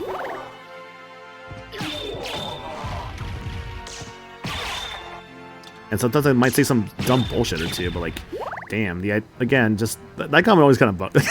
Think about the fucking stupid comment again. Yeah, anyways, if I see someone say that bullshit again to me, I'm just banning on side. I'm like, fuck you, nope. Don't do that to me. Artmax. Telling someone they're better as a guest on someone else's stream than their own is nasty work. It is, yeah, no, that was, like I said, it was a rude-ass comment. Let's see, also, hi, Phantom. Yeah, comment sounds so backhanded. Yep. Yep, it was. Again, though, it's all good. This was a while back. It's whatever nowadays. I don't really care. Again, when I bring it up, though, it's just, I like to think of stuff like this as just, I like to think of stuff like this as just a funny story to tell. I'm someone that likes to have weird experiences because I love the idea of having a story to tell, you know? That's why I sometimes just want weird shit to happen to me. Not because I want it to happen, but because I want a story. I love the idea of just having stories to tell. A bit of a self-conscious thing I have sometimes when it comes to streaming is that I worry I never have enough stories to tell. Like, I want to tell stories to be more entertaining, in a way. And I worry sometimes, do I just not have enough life experiences to get those experiences? Do I have to resort to just, hey guys, I like this movie, let's talk about this movie I like. Or hey guys, I like this show, let's talk about the show I like. Or this video game I like. I don't know.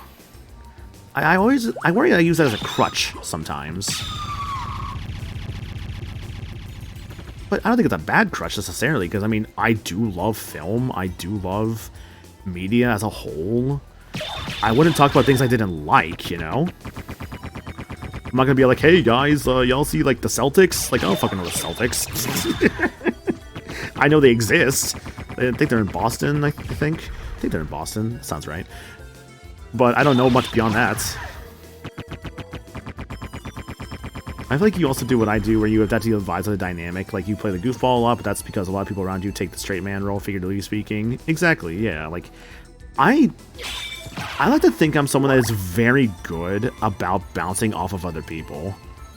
I like to think I am, at least.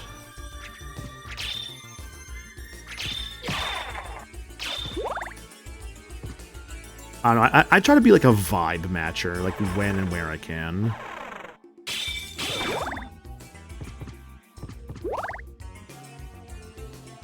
Wish you could find things to talk about on stream. I can't say I'm making videos where I'm silent most of the time. I found sometimes for me, what helped me out was just sometimes, like, if I just get a thought in my head, just kind of writing it down. Like, I actually have a little, like, channel that I have for myself in my Discord that only I can see. That is basically just what I call a stream topics channel. And I basically wrote down for just, like, different, like, life experiences. If I have something I would want to bring up on stream. And the last one I wrote in there, let me see here. Yeah, it was about, like, like a month ago, which was about when I went to go get some Chinese food. And in the drive-thru window, they gave us a thing to, like, tip them for the drive-thru. I found that kind of weird. That's the last thing I wrote in there. That was a month ago. Like, can you have some new interesting stories, man? No? Okay? It's not even interesting. It's just kind of a weird thing.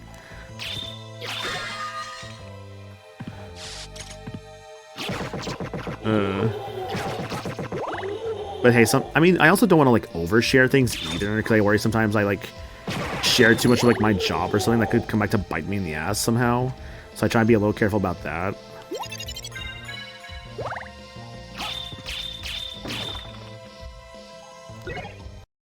Bandana.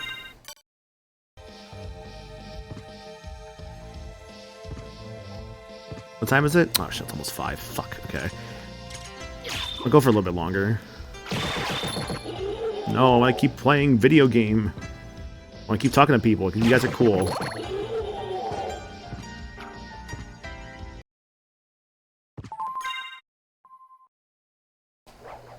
I mean, life has its downtime. July's been pretty boring for me compared to the 3 cons we're let's plan for August. Yeah, like, my thing for me coming up, it's like, I just got my Chicago trip coming up next month, which is exciting. And after that, I got, like, nothing.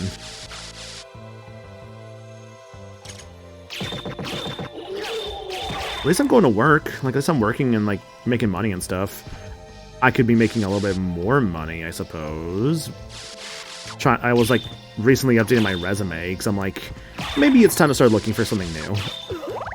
Some days I'm getting a little tired of my current job. It's not too bad sometimes, I just need more money. That's really all it is. I just feel like I could be getting more money. Or getting scheduled more. When I got my schedule this week and I saw I only had 3 shifts, I'm like, gonna try and pick some up where I can. Otherwise, it's gonna be a very much not doing a lot of stuff for not doing a lot of stuff this rather doing a lot of stream stuff this week kind of week, I suppose. Oh, don't fire arrows, give me that. Yeah. I never use these items. I don't even know why I went after it. Whatever. Me, cool, that's sweet of you. Oh, you're so nice, Mr. Lunday. Who's texting me? What do you want? Okay, whatever.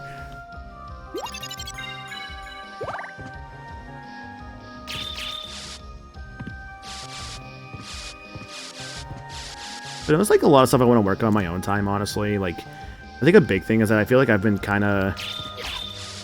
lack of a better term, I feel like I could be a bit better about my weight loss right now. I feel like I've been kind of bad about some stuff with that recently, so I feel like I could be, like, a little better about maybe trying to lose some weight again. Just trying to, like, get out more and stuff like that. Haven't been the greatest about that, I will be so real with you. But, I mean, I'd like to lose, like, at least a little bit of weight for Chicago. Because right now, I'm kind of, like... Unfortunately, I think I'm kind of, like, the biggest I've ever been. I mean, it's not too big, thankfully, but it's still just like, ooh, yeah, I haven't weighed this much in a while. Ah, fuck. So that sucks. Not too happy about that, I will freely admit. But, I mean, yeah, like, the summer heat is maybe just not want to go out, which I'm like, because it's so fucking hot. It's like, dude, 100-something degree weather, are you kidding me? I mean, let me tell you, if I went out, and, like, if I went out in this kind of weather, it'd be great for sweating. I just need to make sure I have a couple water bottles with me, because otherwise your boy's gonna fucking die from heat stroke or something. But seriously though, like, I need to just, like, get out more, even if it's, like, really hot or something. Just be a little careful, like, with the heat and stuff. Can I hit this fucking worm? Thank you. No, I don't think I would, like... I mean, I would take care of myself, obviously, and, like, whatnot. I'm not gonna be stupid about things. I would just, you know... I mean, again, the smartest call is just to take some water bottles with me if I'm going to go out and, like, do some exercising. Besides, I got to get me some Pokemon Go stuff done. There's a gym in my neighborhood I gotta go get the fucking, thing out of. And hell, I know I could be doing exercises in my room at night as well. I do have some exercises that I know how to do, like, I could just do in my room. Sometimes I just don't do them. But I think what also doesn't help either is, like, because of my job. There's some nights I'm just like, damn, I'm tired. I've been on my feet all day. I don't want to do anything. So that kind of doesn't help either.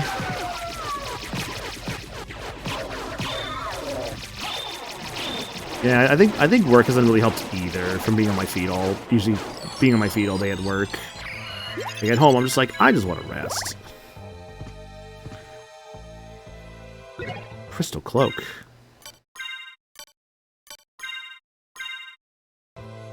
I do love how the cloaks actually do affect Alucard's appearance. I think it's one of my favorite, like, little details about Symphony at Night.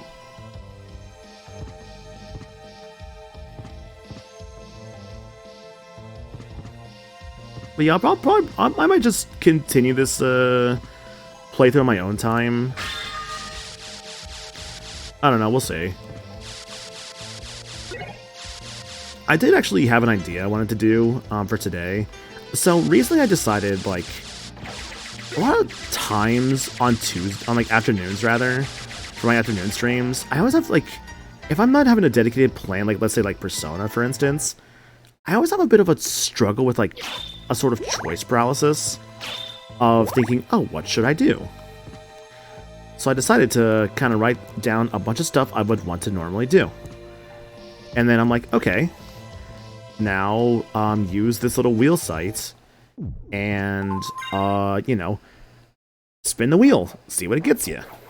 And you just do that. I'm like, cool. So I did it last night. I spun the wheel, it landed on an option, and I'm like, I don't feel like doing that anymore. It's like, what was the point of the fucking wheel?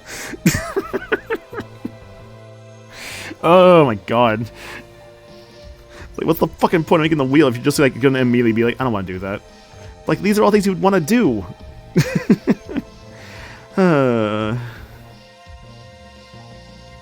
Choice process is the worst. Main reason I'm playing through P4 is because you're doing it. Oh, I appreciate that. Hell yeah. Nice to hear that like people are playing through something because I'm playing through it. It's flattering in a way.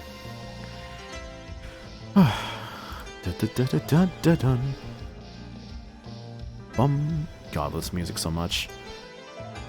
But yeah, I gotta probably end things off here soon, since there's this cool thing called I have work tonight, and I have to go in an hour. So yeah, I'm gonna have to end things off here, guys. But I mean, I can still talk for a little bit, because I like talking with people. Oh, this has been such a great vibe tonight. Like, I really appreciate y'all being here. I keep saying tonight because I'm so used to night streaming. Thanks for the hydrate, Star. Or sorry, yeah, thanks for the hydrate. Star, here is your monkey. What's it going to be?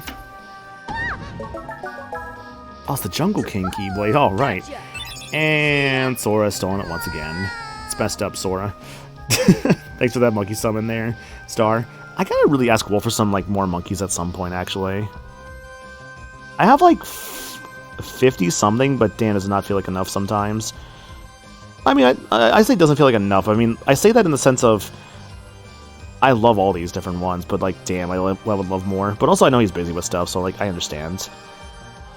Not to mention, I haven't really had like any ideas.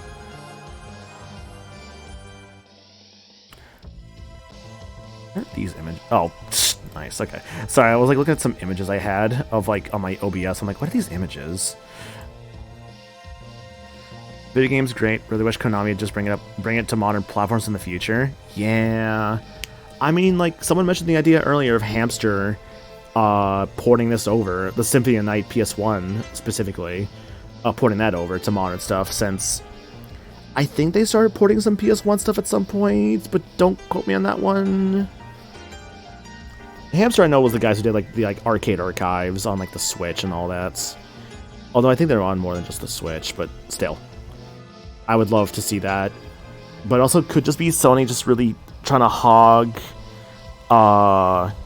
Symphony of Night to be just on their system. Even though it was on the Xbox Arcade in the past. So I mean, like, you know. Because thinking about it, I don't think Symphony of the Night has ever been on a Nintendo system. It never has it? Every other Castlevania has been on the... I guess that's just Rondo and Symphony. Because of this version. They've never been on Nintendo. You technically have Dracula X, if you want to count Rondo through Dracula X, but if you're counting actual Rondo itself, then no, it's never been on a Nintendo system. It's on Steam too. I think it's because Sony was just trying to really make this version, really make Castlevania Requiem here, just like an exclusive to the PS4 and 5. Which, like, on one hand, cool. On the other hand, hey, this is not necessarily just your game. Yes, Konami made it, but I don't know, man. It'd be nice again to have Symphony of the Night on other systems. If they put this out on like the Switch for like, I don't know, 15, 20 bucks, I'd buy it. Yeah, why not? I love this game. Like, honestly, here's the perfect Symphony of the Night port to me. Have both audio tracks, like classic and modern for the audio tracks. That would be perfect. That way there's something there for, like, you know, for if you want the classic PS1 voices, or if you want the modern voices from like Castlevania Chronicles on the DS on the PSP. Or, well, I think it's actually referred to as Castlevania Dracula X Chronicles, I believe, but yeah. I think that's right. Because Because the problem is that I think all the Castlevania that could be in a collection, I think are already out now. You have a classic collection, you have the Castlevania Dominus collection. So yeah, the GBAs and the DSs, the classics. I think the only ones that are not on collections are like, I mean, I guess there's some other ones too. Like, although granted, you have the 3D Castlevanias, like the PS2 ones. I was gonna say also, would that include Judgments? Is anyone pining for Judgments? You know, the fighting game in the Wii? Probably not. Adventure Rebirth. Oh, which one was Adventure Rebirth? Was that the PSP Castlevania one? Was that? Hang on. Was that like Red Hair Simon? No, this is something else. Actually, it looks like. Oh, was this the WiiWare one? Yeah, it's the fucking WiiWare Castlevania. Yeah, no, okay, you know what? I agree, actually. That one needs to be re-released. Adventure Rebirth, just because it's the WiiWare one. Chronicles of Red Hair Simon. Okay, gotcha. Damn, I kind of wish I grabbed Adventure Rebirth back in the day then on my Wii. Shit.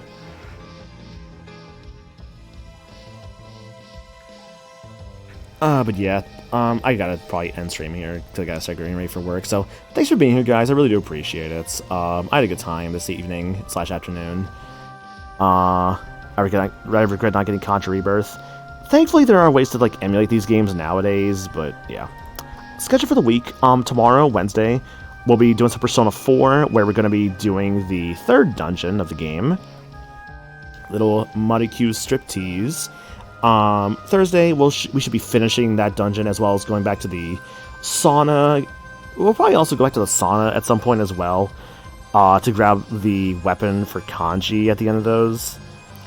So yeah, basically Risei dungeon, as well as going back to Kanji's dungeon will likely be the next 2 Persona streams, and we'll definitely save Risei for sure.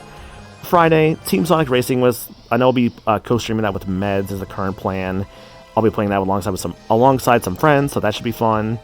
And Saturday, Great Ace Attorney Case 3 will be continuing Case 3 on the 2nd investigation. And that is the current stream plan for this week, guys. So thank you all for being here, really appreciate it. After stream stuff as well also includes the Discord and socials command, where you can check out my Discord, my Twitter, my Blue Sky, and of course my VOD channel, all ways to help see streams that may have happened on the YouTube when they get uploaded, or check out whenever I may go live on the Twitter, Blue Sky, or the Discord. As well as whatever else I may post on there, like maybe cute fan art of characters I enjoy. Yeah, that's basically it. Let's go find a raid target. Who is currently going at this moment in time?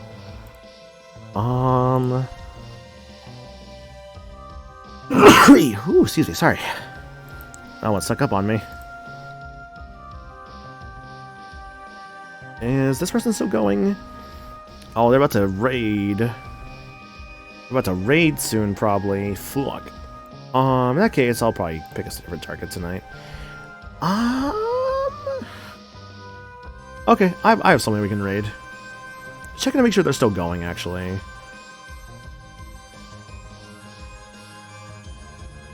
Are they? Oh, wait, no.